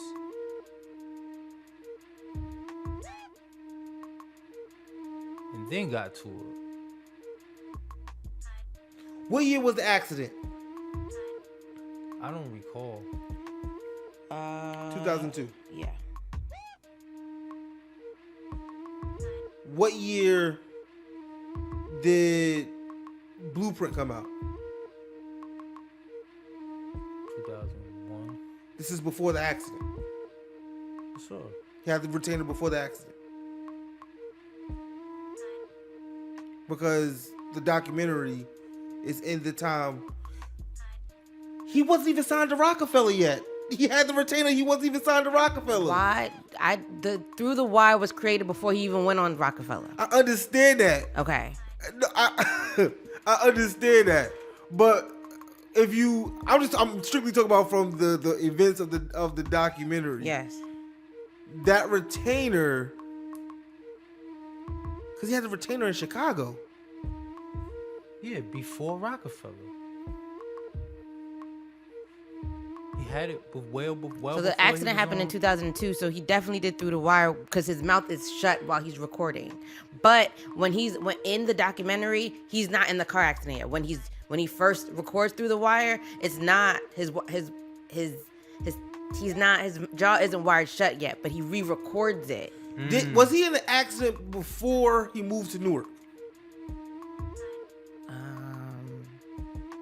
Let's see. I think it was. It was definitely after. And that's my thing. He had the retainer in Newark, like throughout the whole beginning of the documentary. He knew Dame Dash though. He knew Dame Dash because think of the type of car. He was taking out the retainer at the beginning of the documentary. Know what he had to know Dame Dash. Dame Dash said it because think about the type of car that he was pushing. I remember he said because Dame Dash, I recall Dame Dash saying something like that. So one minute he tells me he's driving, and something like I hear about him being in an accident, like relative to the times they were in, like rubbing elbow. I don't know if he was necessary. Oh, this was around the time. What I'm talking about was when he was in conversation with Dame Dash and all of the other labels he was speaking about in Last Call. Yeah. With the A&Rs. So at this time he like meeting people, having different new relationships, meeting people within the industry, not necessarily being signed to Rockefeller. Mm-hmm. But Dame Dash definitely knew him at the time. Gotcha. I'm gonna go back and rewatch it. I just think the retainer happened before the accident. But that's in 2002. Yeah, the documentary. What does the footage start of the documentary? I think it starts in like 2000.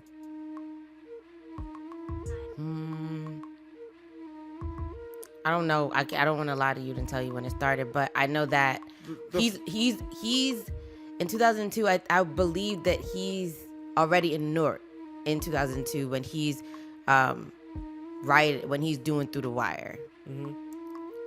I'm just telling you from the footage that this is what I'm seeing, and I haven't seen the second one. I started watching the second one because he has a polka dot shirt on, but that's how far I got, and he's rapping and he's young, but that's how it starts. I haven't even like. Did they speak about his mom being part of the reason, like, of people who he met? His mom is amazing. She put him on. Yes. Mm-hmm. Yes, she even knows his raps. You should see her. It was like, oh my god. She was singing "Hey Mama."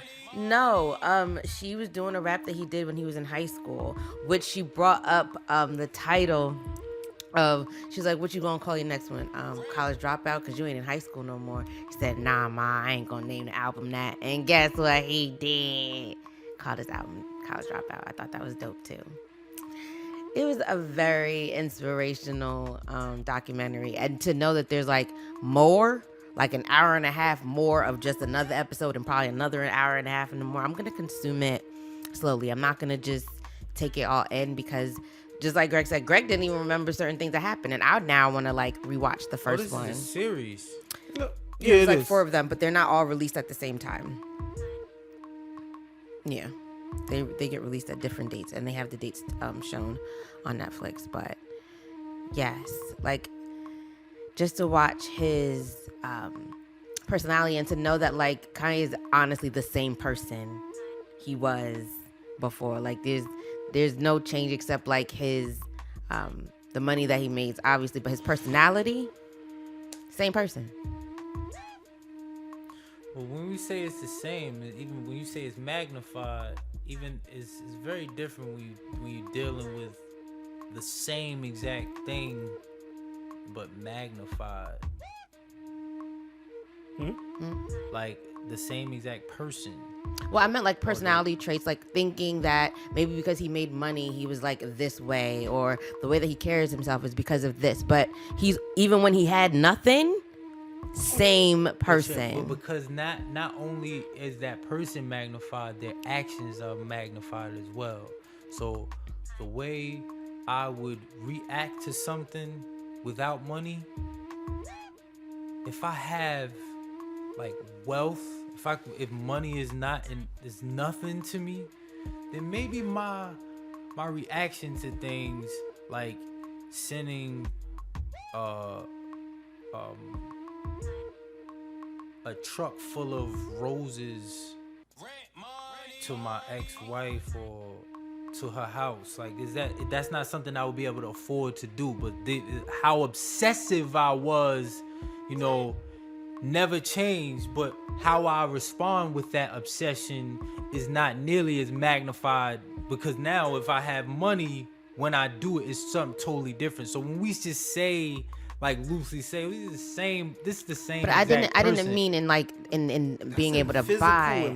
I meant more of like personality, like how his confidence, his like how he comes off arrogant. Like I would have thought that was something that he grew into, being around these moguls, these people that he's around. But that was his personality. He already knew he was gonna make it. He already knew he was a star. Like no one could have told him different. And I'm saying is that that person that I saw then is still that same person that I see now.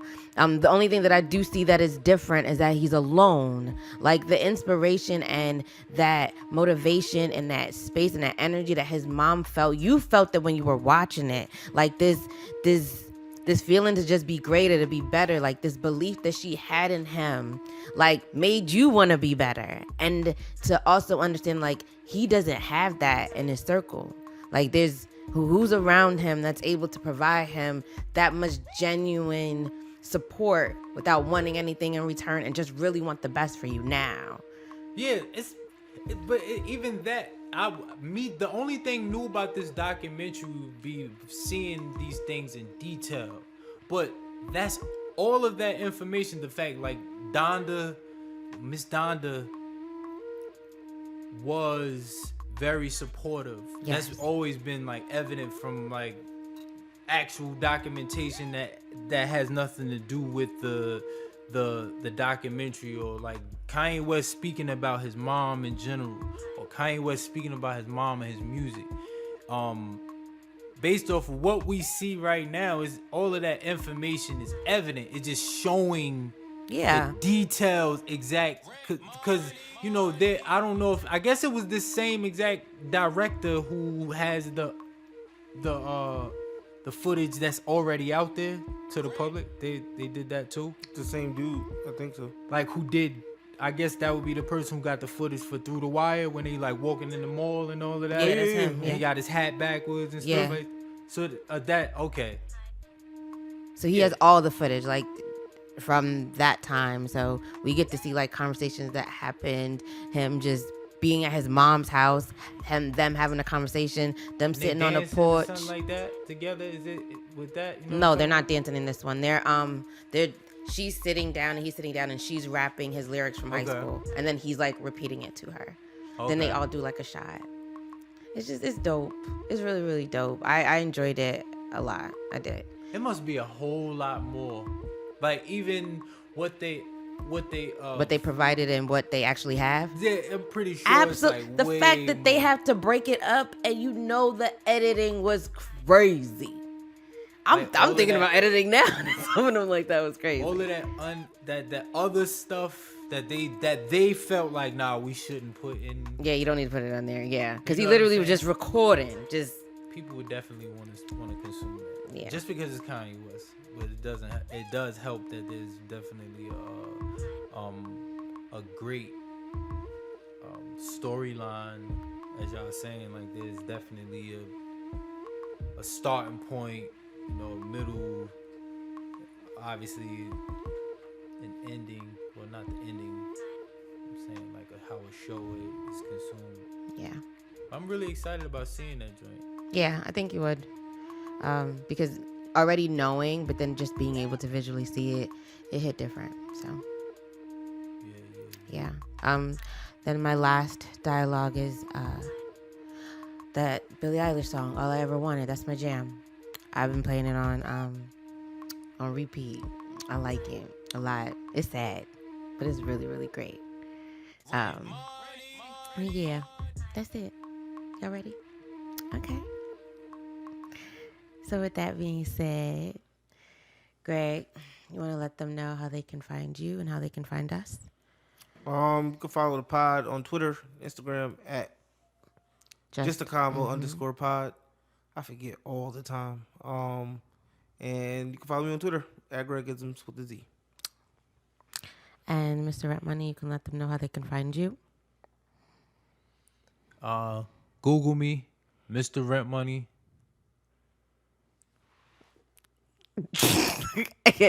Blaze, you want to let them know how they can find you? Yeah, you can find me on Twitter, Blaze versus your mom. I just created a Twitch account, and I'll be streaming on there pretty soon. Me and some of my bros are going to be tapping into some video games and having fun. And yeah, it's going to be a new experience. That's so dope. That's trash. All right.